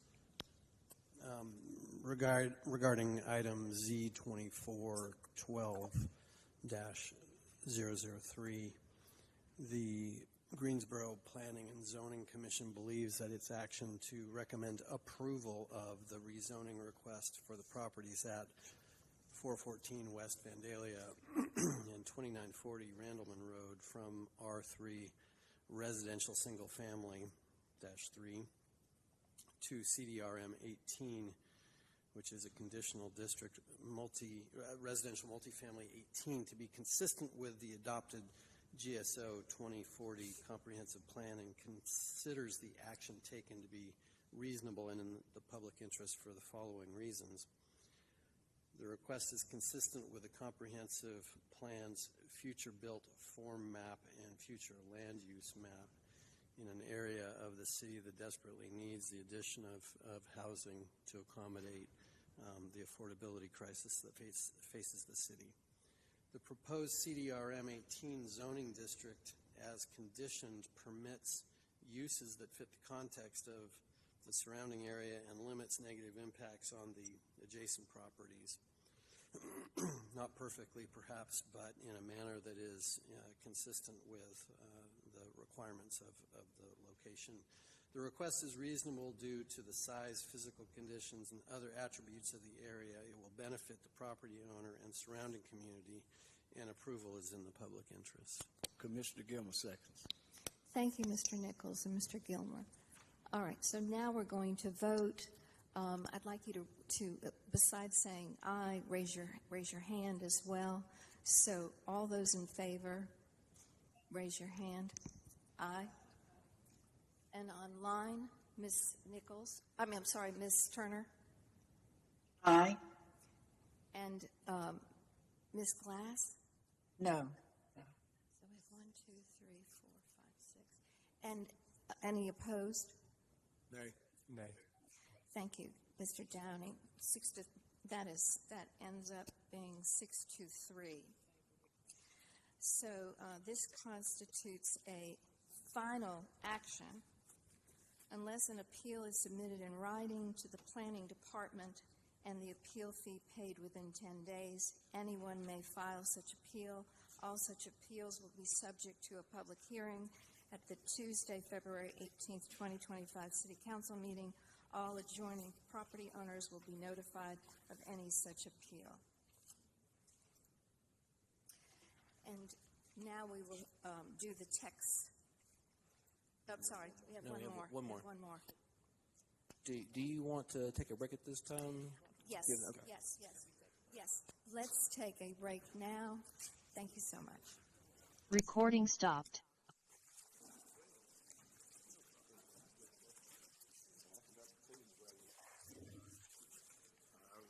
See if you keep.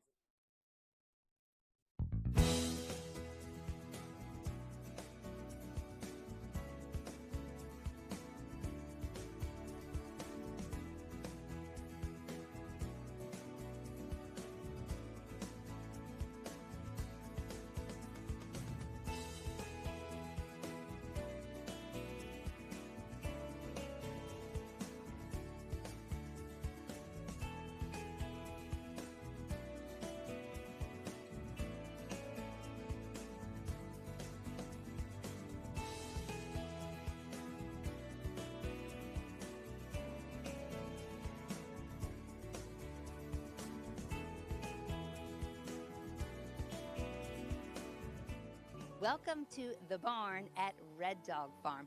This is a project 18 months in the making and years in the dreaming about. It was made possible by a grant from the S.J. Edwards Foundation, a longtime supporter of Red Dog Farm, and now it's going to help the organization help hundreds of animals that come through the nonprofit every year. Lauren, tell us about this new barn. Sure. This has been a labor of love for sort of 18 months. It's been a while to kind of build it and come up with the idea and create it, and it finally came to fruition. We purchased the farm in 2019, and when we moved out here, there was a small office space, which was a former house, and a small 4-stall barn and no fencing. And so over the past few years, we added some fencing in, and a very kind and wonderful donor came to us and said, I don't think that barn is big enough. And we said, You're right, it is not. 4 stalls is not enough for the volume of animals that need to come through our program. But we're just not there yet in being able to kind of build the next step. And they said, we want to make that happen for you. And they said, what's on your wish list? And so we started putting together our wish list and building our dream barn in many ways. And so we are now excited that the dream barn is here.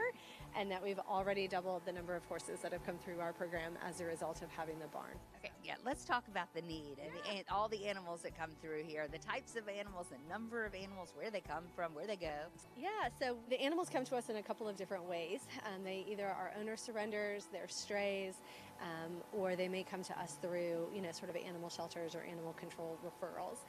And we do everything from horses to hamsters. Clearly, we're not going to house a hamster in the barn. Well, they could be in like one of the offices. Yes, in one of the offices or something along those lines. But yeah, the new barn is primarily for farm animals and for the horses that need to come into our program. So it's sort of the center of the wheel of our foster network situation. So we are still very heavily reliant on foster homes and foster farms to do the work that we do, but this is a great starting hub and spot for those animals to come in and get medical work and behavior assessments and all those things. About how many animals come through the program on a yearly basis? So this year we are at 450 animals in total that have come through the program. 125 of those have been in that farm animal category. So we are busy. We still have, 2/3 of a quarter left before the end of the year. So we imagine that number will continue to grow as well. So talk about the new barn. What's the space like? So we have 14 bays, 12 of which are stalls. One is a feed room and one is a wash stall as well too. So it's great. We're not having to hose horses and wash horses and stuff, in the grass or on the mud, which we're happy. Yeah, where they get dirty again. It worked for a really long time, but it's nice for us to be able to do some heated, some medicated. The bay gives us some more options and some more flexibility to accommodate the needs of the animals. So and then the front portion of it is designed to be a meeting space. It has a restroom, and then it also has a small tack room as well too. Okay, so to have this now, how does it feel? It feels great. It feels a little bittersweet because it's kind of, come to an end. You spend so much time working on building something like this and putting so much thought into it that it's a little surreal that we're finally here and we've been able to do that, and that we're already starting to see the impact that the new space has for us. So. And you're already thinking about what's next, I know. We are thinking about what's next, but we're also going to take a hiccup and use this space and realize sort of what the next step is or what the next need is. And then we also want to give a shout out to our stall sponsors who were so kind the past 2 years, took a leap of faith with us. And basically, the first round of stall sponsors helped us put everything into the stalls. So the water buckets, the hay nets, the feed zones, all of that is the floor mats, all of that is a result of those first year stall sponsors who took that leap of faith with us. And then this year's stall sponsors are helping us pay for the food and the grain and the medical work for all of those animals that are coming through each of those different stalls as well too. So how can you get involved? Yeah, so the first thing to do would be to probably either follow us on Facebook or on Instagram, and then you can also visit our website. Our wish lists are there.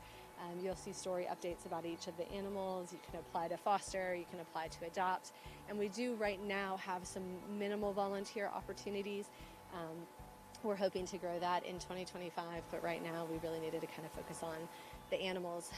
We're seeing a 25% increase in the number of animals coming through our program this year alone, and so that has been a lot of what we've had to spend our time on, as well as then the hurricane efforts that we have helped with in the past month. That has also kind of added to all of that as well. There are going to be opportunities to tour the barn in the coming months, so make sure you follow them on social media to keep up with that. And you can get involved with Red Dog Farm in lots of ways: volunteering, fostering, donating. Just go to reddogfarm.com.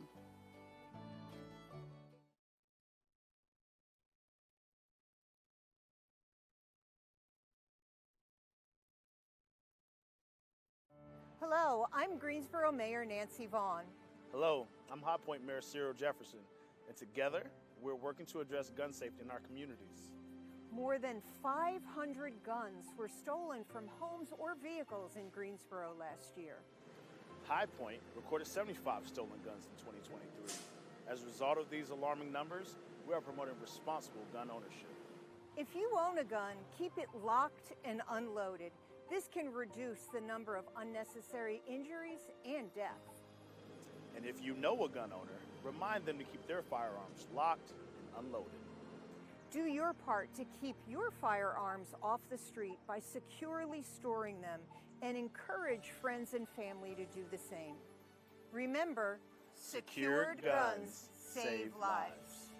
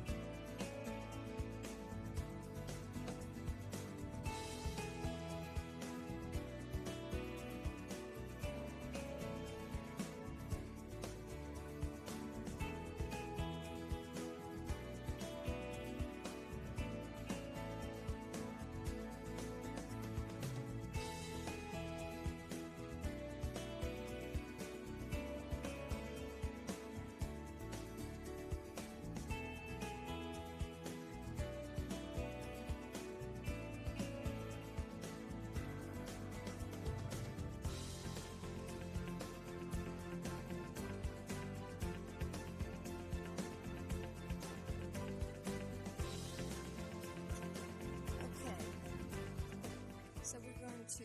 Recording in progress. Thank you. We're going to continue with the regular agenda. Item Z25-01-006, a rezoning request from R5 Residential Single Family 5, RM18 Residential Multifamily 18, and CDCM Conditional District Commercial Medium to CDLI Conditional District Light Industrial for the properties identified as 2507 and 2511 Freeman Mill Road and 1402 near Miners Street, generally described as east of Freeman Mill Road and north of Coliseum Boulevard, 1.001 acres. And Mr. Carter. Thank you, Chair Magid. This is the zoning map of the subject property showing that the subject property contains approximately 1.001 acres. You will note that there are 3 zoning districts that are assigned to the site. Now, this site has an interesting history of the zoning boundaries based on Freeman Mill being expanded and the property being purchased for the expansion of Freeman Mill, and then that by DOT, and then that being available to the owner again. So that's why you see 3 different zoning classifications on the site. But those zoning classifications are RM5, RM18, and conditional district commercial medium. The applicant is requesting to rezone all of that to conditional district light industrial. You will note that north of the request is zoned office, with the right-of-way being zoned R5. East of the request is RM18, and south of the request is CDCM, and west of the request is kind of a mix of all of CDCM, R5, and office. This is the aerial map of the subject property, which currently contains a contractor yard or a contractor's office with outdoor storage yard. North of the request contains it's a government facility. It's the DMV office, north of the request. East of the request contains single-family dwellings and undeveloped land. South of the request contains a shopping center. And west of the request contains portions of the shopping center, single-family dwellings, and again, the DMV office. This is the subject property as seen from Freeman Mill Road. This is the subject property as seen from Beagle Street. And this is the DMV office located north of the request zoned office.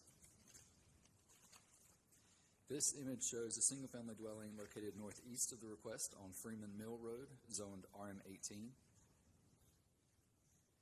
This image shows undeveloped land located east of the request on Murray Hill Road, zoned RM18. This is a single-family dwelling located southeast of the request on Minor Street, also zoned RM18. This is the shopping center located southwest of the request on Coliseum Boulevard and Freeman Mill Road, zoned conditional district commercial medium. And this view is facing southwest on Freeman Mill Road. The subject properties are located on the left. This is northeast on Freeman Mill Road. The subject properties are on the right. This is facing south on Beagle Street. Subject properties are on the right. This is north on Beagle Street. Subject properties are on the left. And this view is facing northwest on Coliseum Boulevard. The subject properties on the right. And this view is facing southeast on Coliseum Boulevard. The subject property is on the left. These are the conditions that were proposed by the applicant. And in recommending approval of this request, staff notes that the GSO 2040 Comprehensive Plan designates this property as urban central on the future built form map and as residential on the future land use map.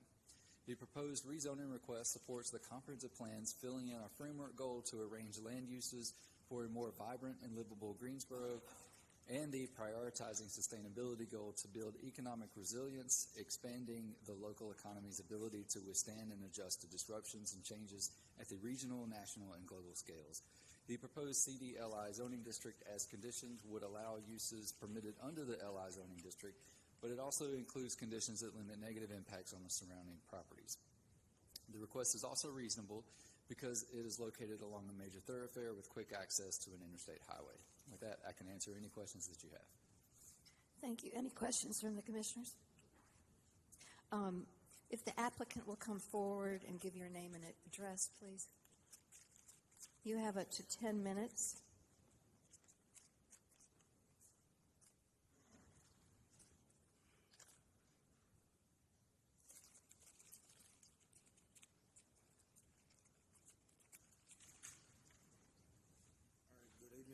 name's John Milton.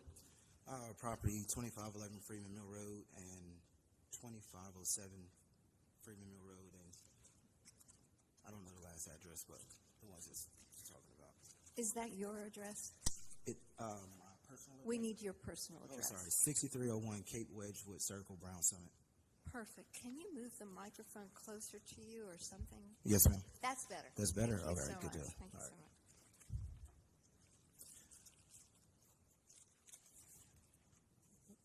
We want to hear from you. Oh, okay. About So, the property. right. So what we're looking to do, we don't have any plans for expansion or building anything there. We're really just trying to pull our 3 parcels together and continue to use it as a tree service. That's what we're looking to do. Requested by the city. Okay. That's And, pretty much and come into compliance. Correct. As well. Okay. Thank you very much. And that's all. Thank you very It's pretty much. simple. Could you speak to us about your outreach in the neighborhood? We sent out a few postcards. We didn't hear anything back from anyone. I own a few other properties around there as well, so no one kicked it, so I think we're good to go. Okay. All right. Thank you very much. Thank you. Now we'd like to hear for anyone else speaking in favor of the request. Okay. Next, those wishing to speak in opposition to the request, please come to the podium and give us your name and address, and you have, as a group, up to 10 minutes to speak.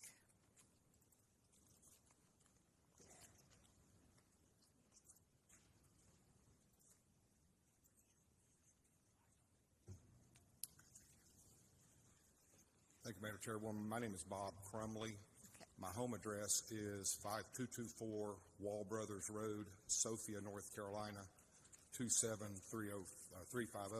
I forget my own zip code.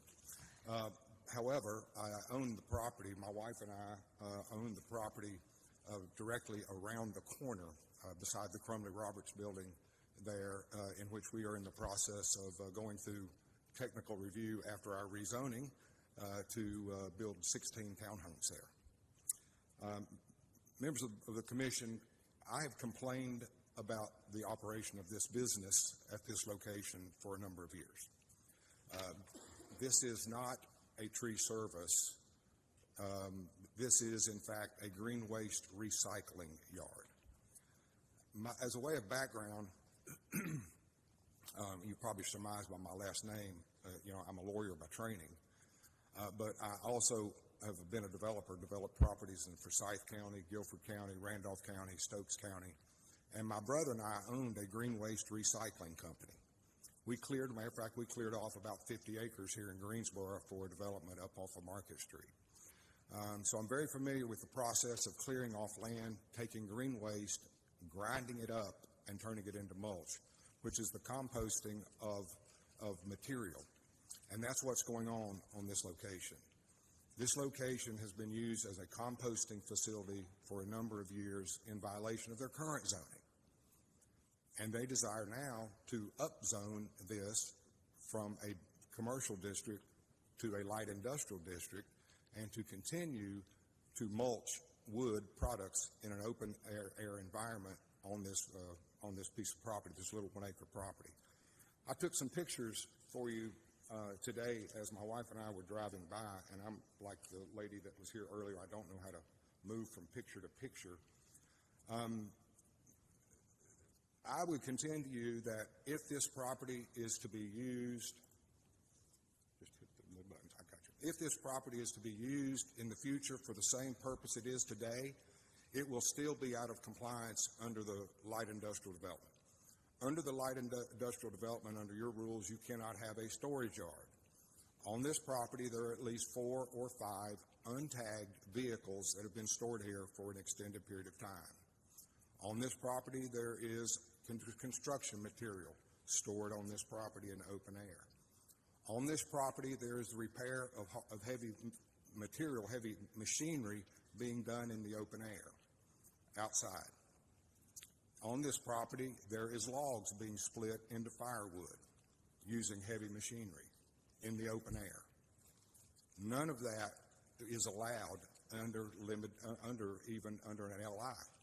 Specifically under an LI, a specific exclusion under the LI is any business that takes product, organic product, and subjects it to a decomposition process, mulching, if you will, whether it's green waste or whether it's food waste or whether it's paper waste or anything else. So from my perspective, quite frankly, sitting in the audience, I was a little shocked when this was approved by staff, because unless they are going to shut down this business from what they're doing there now. How do you make the pictures big?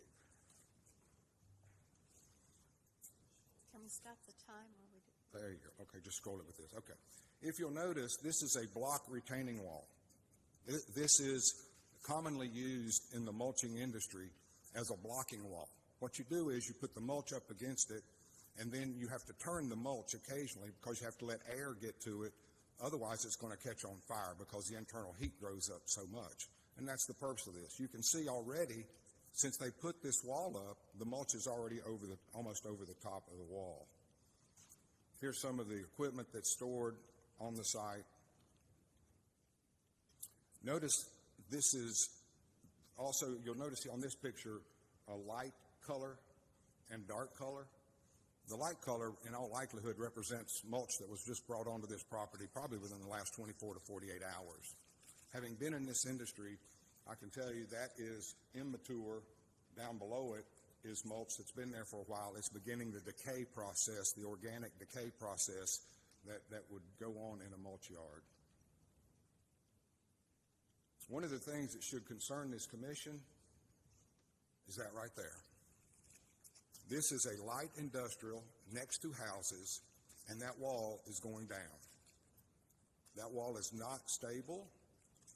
It creates a real potential problem. We took this photograph today sitting on the roadway, and the roadway turns left and goes. You can see the roadway a little bit, the kind of the clear area behind the fence. Cars are going to drive by there every day. That wall is going to come down. There's no vertical supports based on anything that I could see that would keep it from doing that. Again, the mulch pile. This is not a temporary storage. This is a long-term mulch manufacturing facility. Now, the fence is a new addition. If the staff had took these pictures 2 weeks ago, you would have seen the mulch almost spilling out onto Freeman Mill Road. The fence that was there was severely impaired. It was actually bent because all the mulch that had been pushed against it over the years operating at this site. And again, as I said, I have complained about this on multiple occasions. Where the God's Way sign is right now, which is their company, if this picture had been taken by the staff about 3 weeks ago, before this new fence was put in, you would have seen about 6 or 8 different billboards on that fence consistent with this. Now, that's the signage for their business, but there were other basic billboards there, vinyl signs that were attached to the fence, all up and down that fence there on Freeman Mill Road. There's another picture showing the volume of mulch that's on this site. We've developed the Crumley Roberts building, and it's really interesting. When I got that property rezoned, one of the things that was said about Freeman Mill Road is it was the gateway into the city of Greensboro.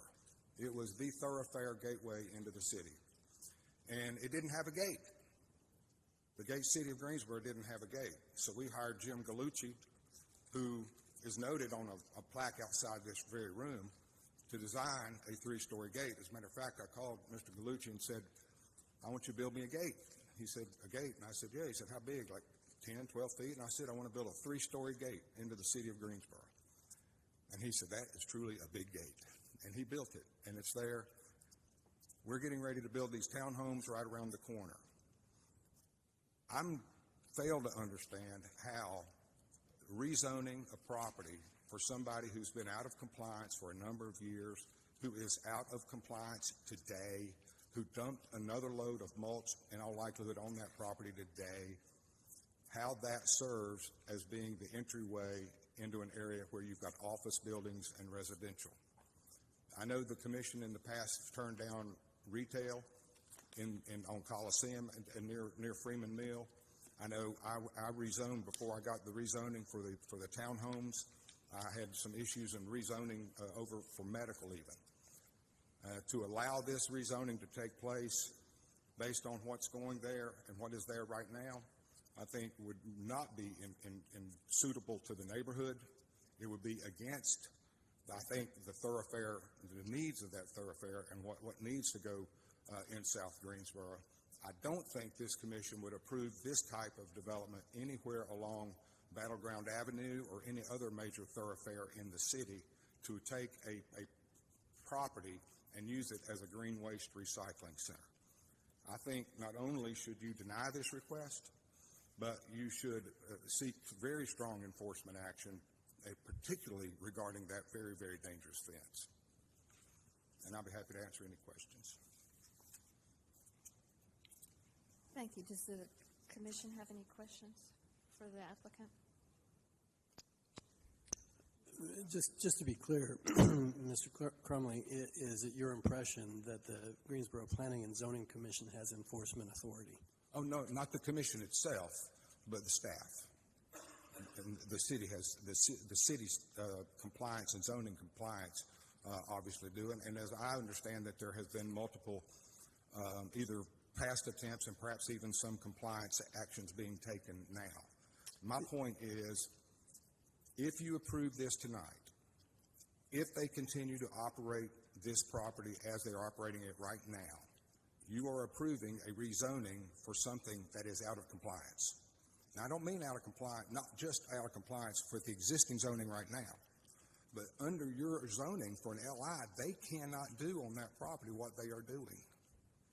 So to say that we want to continue on this property and an LI, as an LI, it's not going to work. It's out of compliance day one. Got a question. The picture you took with that leaning Yes. concrete wall, how tall was that concrete wall? Those blocks are normally about 3 feet tall. My gut tells me that wall is probably somewhere in the neighborhood of 12 to 15 feet tall. And that's a road, I would assume those are 8 foot, maybe 10, 12 feet tall. and that's a roadway to the right of that. Right? That's correct. If I don't know how to put the map up showing the roadway where the city roadways are.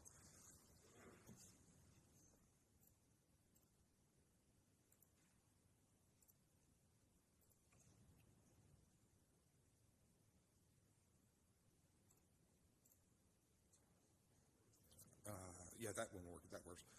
If you see where the arrow is, Yeah.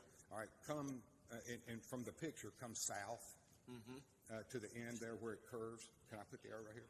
Oh, I can put it right here. Can you see where I've got the arrow? Yeah. That concrete starts right here. So this Bagnell Street goes right there. If that wall comes down, it's coming onto that road. And I mean, in this industry, I've never seen a fence built, a retaining, what we call in the industry a backstop. Because what you're doing is you're taking a track loader and you're pushing up against it, and so you need something behind it so you can push up against. I've never seen one put up that didn't have a 90-degree angle in it, right? To connect the other side so that you've got that lateral stability. Right. So it's standing there freely. Yeah, it would have been a little bit better if they'd have done it this way. But that's not going to solve the underlying problem. I mean, in an LI, you cannot have a storage yard, and you cannot have a mulch-making facility. You can't. Thank you, Mr. Downey. Yes, ma'am. Madam Chair, this may be a question for the attorney. May I ask the attorney a question? I guess, attorney, are we allowed to consider outstanding zoning complaints in these particular matters? Commissioner Downing, ultimately the enforcement would be an administrative decision point for planning staff. Mr. Kirkman, who's the zoning administrator, has an integral hand in that. I think that ultimately staff would have to take the information in front of it to make an enforcement call itself. which of course I could offer them advice on, but I think that is a separate decision point. All right, thank you. Thank you very much. Thank you.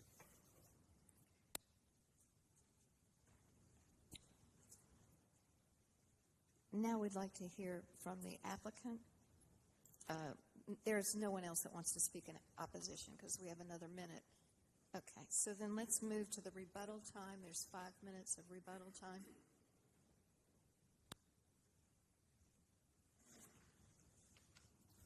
All right, so I recently purchased that property roughly about maybe 5 years ago, I believe it was. There was a previous tree company that was there prior to that, and another tree company that was prior to. When we purchased the property, immediately we started getting complaints from the city, violations and different things that had nothing to do with us. We immediately started, and we've been working with the city roughly now for about, I'll probably say about maybe 12 months. Like Mr. Crumley said, there is a new fence, and if you ride by there, we've been slowly clearing the area, trying to make it more presentable. To his question about the back wall is secured. The mulch that is back there, we supply mulch to the Greenway for the city of Greensboro, so we dump it there, and it's, as he said, it was spilling over the wall. We back our trucks up there, and we dump the mulch into the back of the trucks and move it to city greenways, city parks, Guilford County schools, or any organic garden places that need mulch. Also, as far as the firewood that is being processed, and also there's no mulch being chipped on the property. All the mulch that's there is being chipped off-site, being brought there, and then being transported to wherever it needs to go. The firewood is being processed there, and we sell firewood. However, we give a lot of it away to elderly people who don't have heat in the winter. There's a couple of other different things that we do with the wood that's there. However, some of the violations that we have with the city or the complaints, we've been working with them for about at least 12 months. And every time something comes up or there's a code violation, we answer it immediately. So just to answer a couple of your questions, we're not chipping anything up on site, and we're just slowly just working, trying to get the property up to where it's looking. We actually have a landscape company coming in, landscaping the bank. The fence has been installed. Like you said, a couple of weeks ago, the fence was falling over. However, we had plans. The city that was on one of the repair lists or so. So we're taking steps to move forward to make the property more presentable. However, I mean, it's not going to happen overnight, you know. So.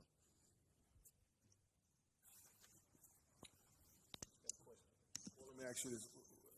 I understand you're working with the city and things of that nature. Would you consider getting it up to what is properly zoned now before this application process? Have you considered that? From my understanding, we had 2 violations with the city of Greensboro. One, the fence was one of the major problems, and I think we just spent about $40,000 in replacing the fence. 2, like Mr. Crumley said, the other signs that were against the fence, the city of Greensboro requested that we take that down, and then there was a request as far as having a designated area, not saying that we can't cut wood, can't supply wood. It was a designated area on the property to where the wood is cut and stored properly. And that was only 3 requests that we had. So, and as far as anything else, I mean, there's a few vehicles, like you said, that's there. We just don't need it. The vehicles run. We just don't need them right now. They're just sitting there. I mean, I didn't think that was an issue, but, you know. Mr. Kirkman. Yeah, I think I could give some history on the enforcement side of here. So, Mr. Milton's correct that there has been some kind of tree service business at this location for a very long time. We have been treating that particular business as a non-conforming use because it would not normally be allowed in commercial medium zoning that covers the majority of the property. At one point in time, the property also contained a residence. It was a caretaker dwelling that was actually used, at least in one case, by a site manager to kind of maintain the property and to make sure no issues with equipment, et cetera, on there. What happened, I think it was right before Mr. Milton bought the property, is that caretaker dwelling was removed, and then the use expanded into that space, which is an expansion of a non-conforming use. That's where we got started in the conversation about, okay, you've got a use that's maybe been here for a long time, but is now expanded outside of the area it's supposed to be in on there. And so I think some of the immediate issues was to bring it back into the space it normally was associated with on there. I think the goal for Mr. Milton, and he can speak to that too, is to utilize the entire property, which is one of the reasons the zoning is being considered as a way to allow that option on there. I talked to Mr. Crumley a little bit. I think there's still some discussions about use questions, what's considered, what types of uses. We have addressed this as a contractor use with outdoor storage, which is allowed in the light industrial zoning. There is the ability to do outdoor storage of vehicles within LI as well. I think the question we still need to talk a little bit further is this green waste question. Mr. Milton has helped to answer that a little bit in that it's not, if I understood you correctly, the mulch is being brought in, basically sorted, if you will, and then sent back out again. It's not sitting there and actually being developed as mulch. Is that correct, what you were saying? It may 3 or 4 weeks. It may sit 2 weeks or so. Right, because there's questions about principal use versus accessory. They obviously are bringing from jobs they have. They are bringing material there. They're bringing logs and other things that they're breaking it down into smaller things to transport elsewhere on there. Signage has been an issue, and we have had him under enforcement for signage issues along the fence. There are, at one point, multiple people that were putting things up for businesses and other things on there, which he has removed here most recently, at least with that. And we talked about doing long-term signage. We've also discussed that they'll need to do actual screening of the site that's required with industrial zoning, that's screened from residential and from streets. And so the fence issue was done right now is, I won't say it's temporary, but it's the next step. He wanted to make sure the property was secured. He still will need to be in compliance to do screening of the property so that that area would not be visible from the residential or the streets. So that's a step that still will have to be done. Even if the zoning is approved on there. So that's kind of how we've gotten to where we are at this point in time. This is, I guess, a step in the continuum to try to get the property into compliance with that and allow him to use the property fully. Go ahead, Ms. Connor.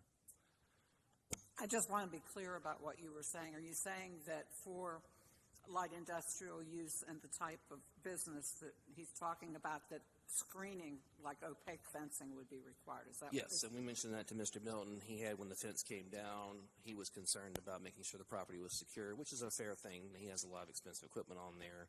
We said, fine, that's a temporary measure, that makes sense, but we still have to come back and address that issue as part of this. Part of that's obviously subject to the rezoning conversation, because we need to make sure the use is actually going to be viable on all parts of the property with that.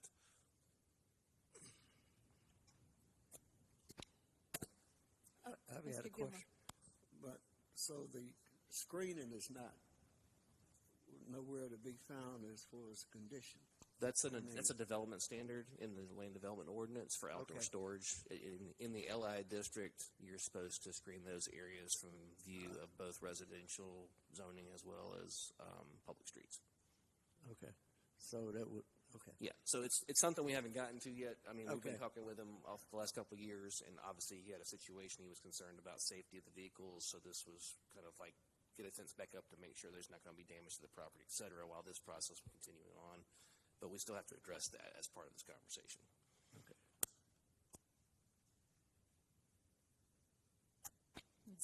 Ms. Gaines? All right, my understanding was that this request was to bring the property into compliance. And at this point, it is still not in compliance because we don't have any screening in place. And what about to move closer to compliance? Yes. All right, and what about the storage yard issue, unlicensed vehicles being stored on the property? The use of a vehicle storage yard in light industrial can actually allow up to 100 vehicles under the land development ordinance as a separate use. So I don't know that we consider that a separate issue of concern in terms of use on the property right now. Okay. And we will look at that further because I was not aware about this particular conversation, but I will say that the industrial district does allow for autos. It's commercial medium actually allows for auto storage as well up to 20 vehicles. So commercial medium will allow for correct, storage. Right. So that one was not really on our radar screen for conversation because the existing district allowed some ability. The industrial allows more of that ability to store vehicles on the property.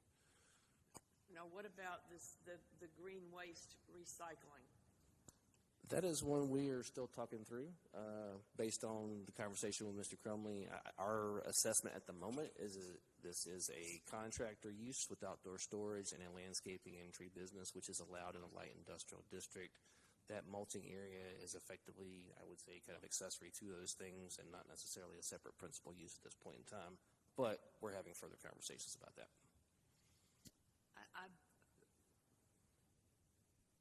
I'm getting the impression we got some questions here that haven't been resolved. I think that Okay. question we have not fully resolved, correct. All right, thank you.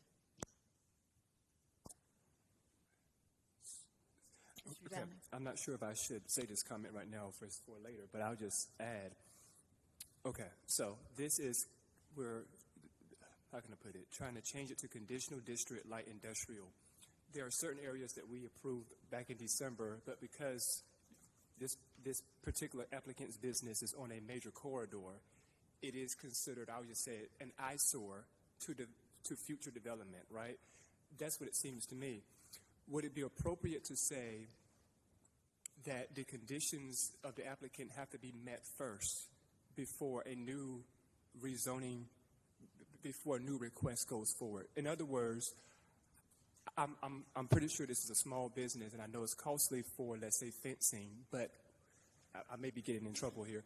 Would fencing, opaque fencing, solve the problem? Tall, opaque fencing. We can't move the business, but is that something that, I guess my question is, what are the options to support the corridor development? Because we want it to be a beautiful area, but also not to destroy the person's business. Random question. I'm hoping I can answer this. We'll see. At the end of the day, in either commercial medium or in light industrial, outdoor storage areas must be screened from public streets and residential. So that standard still has to be met regardless of existing zoning versus other zoning with that. If the zoning is not approved, part of it's going to be having to take the business area and shrink it back down to the footprint that was the non-conforming area. So that means the kind of northern part of the property, I guess, would no longer be able to be used for this purpose on there, because that's what triggered our initial discussion with the expansion of the non-conforming use on there. And then, of course, obviously, we still have that other question about the mulch to talk through.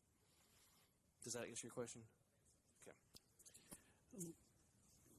This is Commissioner Nichols. Let me take another run at that question because I'm very puzzled about this as well. So let me frame it slightly differently. Do we have the authority to grant a new zoning under circumstances where the current use would be in violation of the very zoning we're asked to grant? I think you said, I think council said earlier that we could do that, but I just want to make sure I'm clear on that.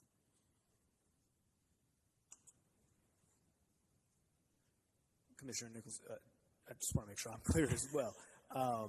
The question is whether you could grant a rezoning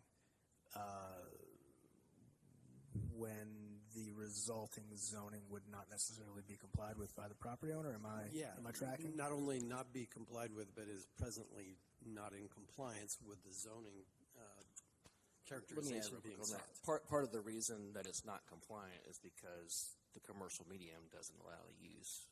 That's why he's requesting rezoning to the light industrial to allow the uses on the property that would not otherwise be allowed under commercial medium. So if we granted the requested zoning, he would be in compliance. Right. Okay. That being said, they have to meet all other aspects of the development ordinance. That gets to your question about screening on there. If a use is determined to not be allowed in the light industrial district, then that would not be allowed. That would be a determination the staff would have to make on there separately from the zoning conversation. Thank you. Yeah, Commissioner Nichols, if I may just sort of build off that, I apologize. I think that ultimately, if information that the planning department is now in receipt of, in consultation with me, were to indicate that there is something going on at that property that LI would not cover, then we would look at that through the enforcement lens. That would be the conversation I would have with Mr. Kirkman, if that helps. It does, thank you. I agree with Mr. Downing on this. I asked a question about screening, and I think that might solve some problems. I don't want to go that way, but I think there needs to be some type of condition or something. I don't want to be voting on something that's still going to be not in compliance. I think that's what we feel. Yeah. Determination right now that if the zoning is approved, we think that the use would be in compliance. Again, we've got new information that came in late last week that it has to be resolved as to whether or not that's a particular conflict. But we suggested to the owner that this process was used to get them into compliance, because based on the uses that are allowed in a light industrial zoning district. That's why we didn't recommend HI, for instance, for this property on there, in discussions with that. So the city's position currently at this point is that if this property is rezoned, then the use would be in compliance. They would still have to meet development standards, the screening issue, but that's a development ordinance standard. That's not a zoning condition, not a necessary zoning condition, I guess is where I'm getting at. Because as you recall, conditions don't need to mimic additional ordinance requirements with that. So I think that answers your question. I hope so. I have just one, Mr. Kirkland. So the screened fence concept, was that presented to the applicant as what he should do in terms of fencing? Yes, we did. We did talk to Mr. Milton when this came up, but initially as trying to figure out a path forward to compliance, that this was one of the things that was going to have to be addressed. They had an issue where the existing fence was damaged and needed to come down in certain sections and be rebuilt. He asked to the city, based on some expense and some other things, could he do something that would just take care of securing the property right now, and then we would come back to addressing the screening on there. But we've made Mr. Milton aware a couple times, either through my communications or through the enforcement officer's communications, about the need to screen the property as part of this conversation. And that can be added? The screening can be added? The screening can be added. It can The be added screening to is the already a existing? requirement of the development ordinance. Right. Now, you can certainly... Let me consult with the attorney real quick. Madam Chair, well,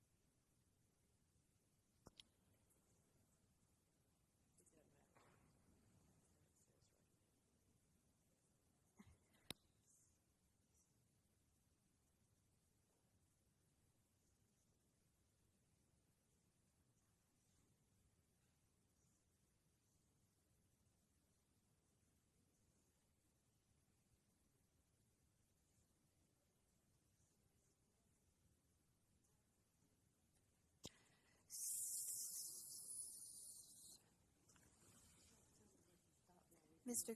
Kirkman?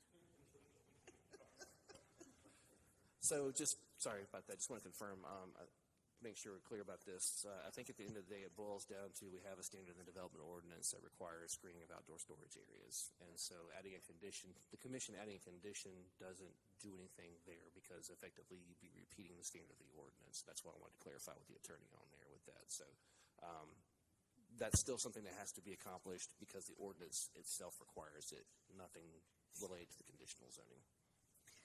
So can we request a continuance on this? I actually was just talking with the owner, if he wanted to do that, to try to clarify this further for the commission, if there's agreeable. It seems like there was some desire to do that. And give him some time to, understand what he needs to comply with.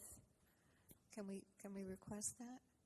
I think the owners are amenable to a continuance. I think if we can... Would you accept that? Yes, if we could, yes. Can we do 60 days? We don't have any objection to that length of time. Okay. This has been under enforcement for some time. I'm not sure that makes it. Do you have any problem with that? I will say, though, with the continuance, that since we do have somebody that spoke in opposition, we do need to at least ask the opponent if he objects to the continuance and any reasons why he might object to the continuance. All right. Yeah, I echo So- what Mr. Kirkman said, and then take the request from the applicant and go ahead and vote on it. I'd Well, say. let's first see if the applicant would agree to the condition of 60 days. Yes, 60 days would continuance. be great. Okay. So if Mr. Crumley would come up to the podium.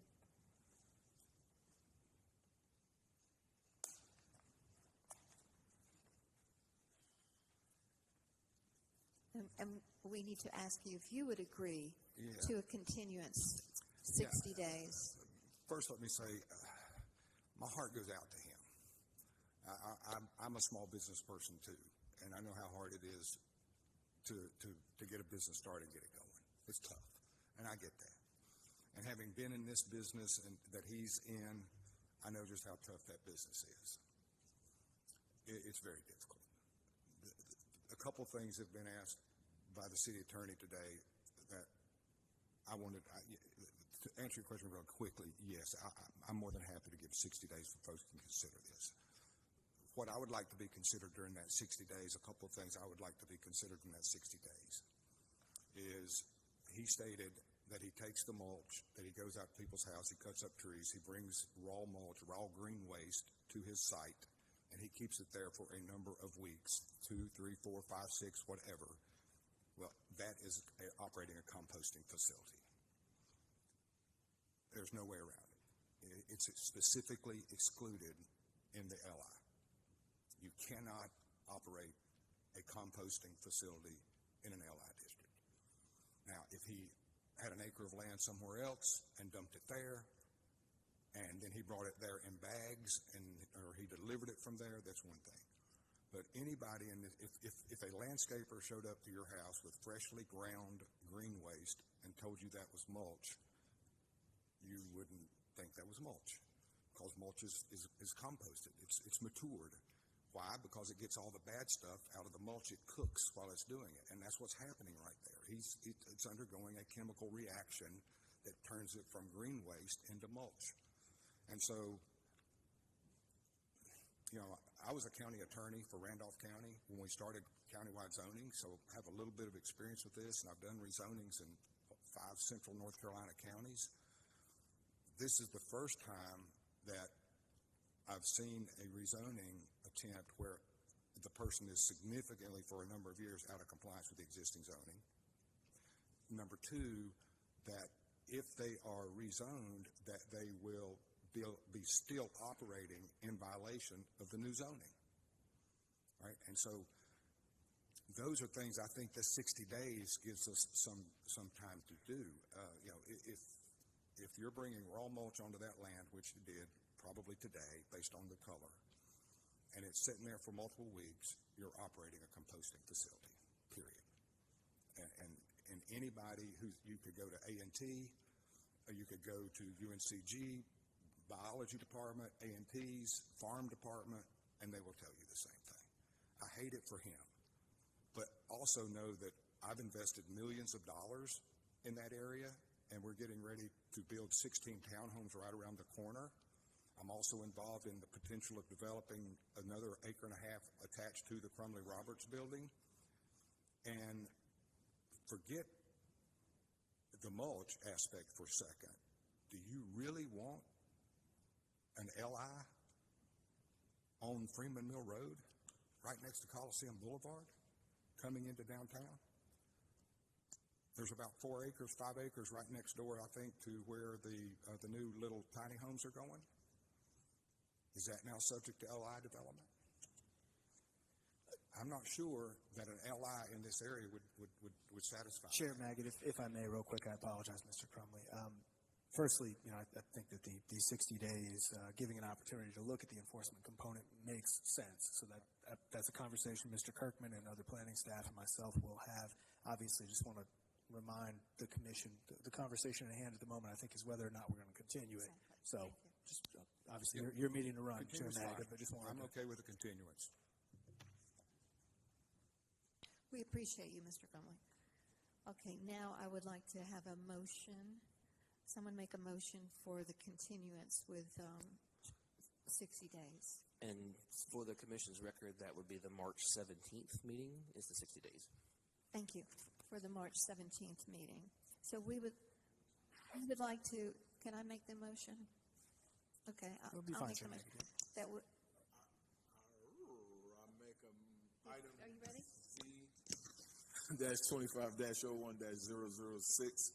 I make a motion that we continue this application for 60 days to the March 17th meeting. March 17th, 2025, next planning and zoning meeting. Second. Mr. Gilmer, seconds. 2 seconds. Thank you, Mr. Peterson and Mr. Gilmer. And now we are going to take a vote.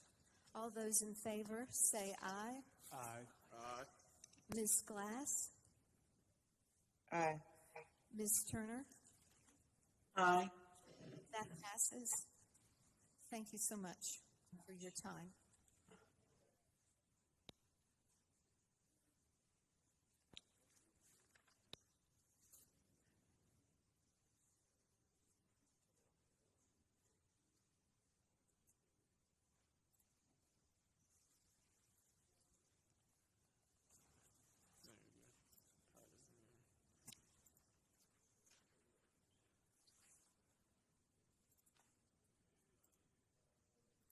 All right, and our final item for tonight is the LDO text amendment.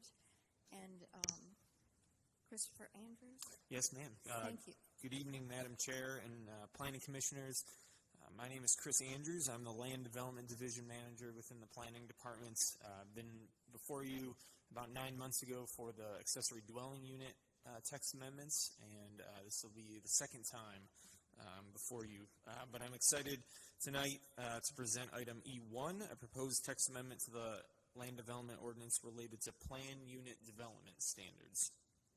Plan unit development districts are intended to allow a diverse mixture of residential and or non-residential uses and structures that function as cohesive and unified projects and encourage innovation by allowing flexibility in permitted use, design, and layout requirements. And these aspirations and standards are found in the city's land development ordinance in the district intent statements for the plan unit development district. As planning staff has had discussions with city leaders, residents, engineers, developers, land use attorneys, architects, and other design and development professionals when PUD applications are made, there's been a desire for added flexibility of standards within PUD districts, and that's kind of been a common remark. And some of those standards include the permitted use standards, street design, as well as off-street parking ratios. And those have been identified as needing some sort of refinement to really allow a more tailored approach to the PUD design, and really to allow for development that better reflects the intention of the PUD district.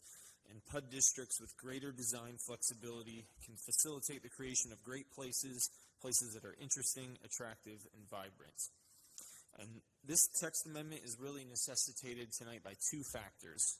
First, these amendments allow the Plan Unit Development District to better support the Greensboro City Council's strategic goal of providing an abundance of attainable housing, and are also supported by the goals of GSO 2040, the city's comprehensive plan, in creating great places and becoming car optional. Second, the routine maintenance of a development ordinance is an important part of the administration of a city's development regulations. Some standards may need to be amended for changes in state statutes, maybe due to observed trends, or due to standards that are difficult or sometimes impossible to enforce. But recently, applications for PUD unit development districts have prompted planning staff to examine how the PUD standards might allow for applicants to better create more distinct developments. You should have a copy of the proposed amendments in front of you, but in summary, these amendments would allow planned development districts to have additional use standards that better relate to specific principal or accessory uses within a PUD. This might include things like hours of operation, maybe percentages or units of measurement that are within specific uses. Second, alternate street design standards within a PUD that are appropriate with plan settings and land uses. So this might be how the arrangement of items within a street profile are arranged, maybe bike lanes, curb sections, lane configurations, and then third, the minimum off-street parking ratios would be established through a unified development plan. So this would give proposed applicants some more flexibility in how much parking they would want to provide. As with any text amendment to the land development ordinance, these amendments would apply to all PUD applications made to the city and not only a certain application. Staff is going to continue to look at the PUD process along with other general amendments to the land development ordinance, so you should expect those amendments in future months. Staff believes that this request better supports the Greensboro City Council's strategic goal of providing an abundance of attainable housing, and also supports the goals of GSO 2040 in creating great places and becoming car optional. Staff also believes that this request is reasonable due to the fact that it would allow for applicants to create more distinct developments that have not previously been proposed in Greensboro, and supporting the intent of the Plan Unit Development District. With that, staff requests that the Planning and Zoning Commission recommend approval of the item to City Council. I thank you for your time, and I'm certainly happy to answer any questions that the Commission might have. Any questions from the Commission? I have a question. Certainly. Just so I can think about it. Could you give me an example of how street design could change? I know, I understand the goal, but could you give me an example? So, if Mr. Tipton would be helpful in talking about it. I can give you an example. We were approached by a developer who wanted to know if it was possible. Typically, you'd have, if you're going to provide bike lanes, you would have bike lanes going in the same direction as the travel lane on each side of the road. And they wanted to know if it was possible to put both bike lanes side by side on one side of the road, so you kind of had bikes over here and cars over here. And typically, we wouldn't see that. We wouldn't do that. So something different, something interesting, and this amendment would allow them to have that option. Thanks, that's a great example. Just needed something. And with that, I think it's important to underscore that through the PUD process, there's a lot of design and thinking that goes in, planning that goes into the application. There will be a unified development plan. There's traffic studies. So there's a lot of discussion that goes on prior to the application even coming before the Planning and Zoning Commission and City Council. So elements like that are going to be thought about by the developer if proposed well in advance of making the application. So city staff would be very well engaged with any sort of plan unit development that might want to take benefit of these amendments. And I'll note for the Commission that it's written as such that if they do not address something specific within the plan unit development, then it will default to whatever the standards are of the ordinance on there. So that's, they don't have to design every aspect individually. They can default to the ordinance if it makes sense. This gives them flexibility where it does make sense to make changes to do that within the Unified Development Plan. Thank you, Mike. Yeah, that's a great point. Excellent. Ms. Commissioner Nichols, I'm just curious about what the policy rationale was behind the change relative to parking and loading. What's going on there? What prompted the change? Certainly. So as of right now, let me go to the text amendment just so I have the right verbiage.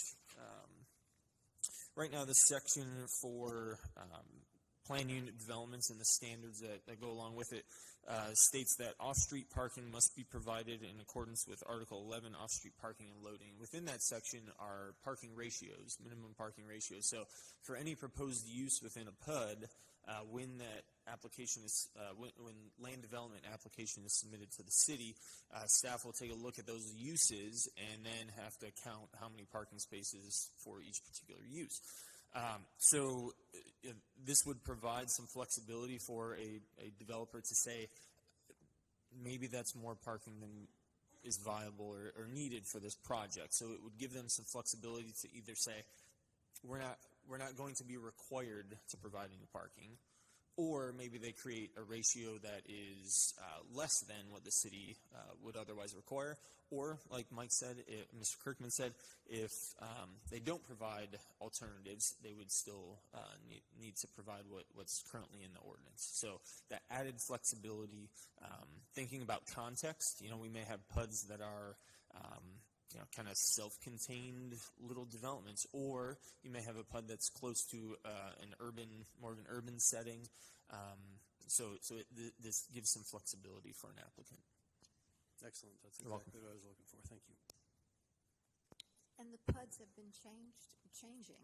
We've had some PUDs that were more of a mixture, and now we're having some PUDs that are more of a residential development. So it's an astute observation, because as staff we've seen the same. But yeah, so this again gives some flexibility and really goes back to trying to support the intent statement of a planned district. So this would allow somebody to plan it, a little bit more of a tailored approach. Thank you. Welcome. We need a motion now. We'll close the hearing. Thank you so much. And there's no additional comments from the commissioners online. Ms. Glass, or do you have anything? Just to remind the commission of what you are able to do, the motion is to recommend approval of the text amendment as proposed, recommend approval with any changes that you might suggest, or recommend denial of it. So you have three options to consider. Thank you. Ms. Glass, we didn't give you any opportunity to speak. I'm sorry. Did you want to add any comment? No. No, thank you. Ms. Turner? No, thank you. What I would say is I've appreciated the comments and the examples that the staff has provided to us, and I do think that the additional flexibility is wise under the circumstances, and that the default is what we currently have. So it seems like a very good proposal to me. Thank you. I'd like to entertain a motion. This is Commissioner Peterson. I make a motion that we recommend approval for the text amendments as presented on this evening. I think we have a script now. Here. That was just added. Sorry. Once again, it's Commissioner Peterson. Text amendments. The Greensboro Planning and Zoning Commission believes that its action to recommend approval of the text amendment request for the Plain Unit Development District technical amendments to be consistent with the adopted GSO 24 comprehensive plan, and considers action taken to be reasonable and in the public's best interest for the following reasons. The request is consistent with allowing development that supports the concept of plans, future built form map, and future land use map. The text amendment better supports the Greensboro City Council's strategic goal of providing abundance of attainable housing, and also supports the goal of the GSO 2040, the city comprehensive plan, and creating great places and becoming car optional. The request is reasonable due to the fact that proposed amendments will allow for applicants to create more distinct developments that have not previously been proposed in Greensboro, supporting the intent of the Planned Unit Development District. Commissioner Gilbert, second. Thank you, Mr. Peterson and Mr. Gilmer. Now we'll take a vote. All those in favor signify by saying aye. Aye. Ms. Turner? Aye. Ms. Glass? Aye. That passes with a recommendation to the City Council. Thank you very much. Thank you. We'll close that part of we'll close the meeting. I'd just like to make a comment before we ask how many cases are next month. I just wanted to kind of review the year of what we've accomplished. And so far this year, we have, in terms of housing, single-family townhomes and rent apartments, we have approved 2,856 units. That is 1,017 single-family and 1,839 townhomes and apartments. And just to kind of give you an idea how it breaks down in the districts, in the single-family, District 1 was 470 single-family units, District 5, 450, District 3, 76 lots, District 2, 11. And in the townhomes and apartments, District 1, 600 units, District 5, 400 units, District 3, 420 units, District 2, 330 units, and District 4, 32. So we have increased, and hopefully we'll see this beginning in the next 3 years or so. And I just wanted to let you know about that. And in addition to that, we did a 43-bed for veterans, and we did a 125-bed rehab facility.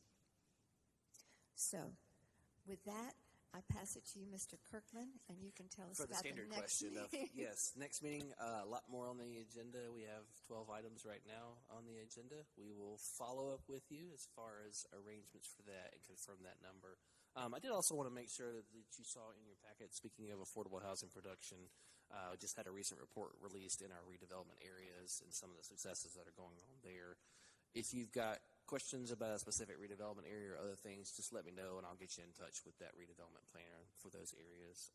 But yes, I think this is one that the city is really focusing very hard on, trying to increase production of housing throughout the city and creating these housing choices with that. So I think that's an ongoing conversation, and we're continuing to work forward with that. And honestly, the PUD discussion, Chris is not up there now, was part of that conversation about we were trying to figure out how better to integrate new types of housing within a specific development as well as with services and everything else. So there's more to come. I will say we're definitely not there yet, but we are making progress. Commissioners and staff for that. We're adjourned. Recording stopped.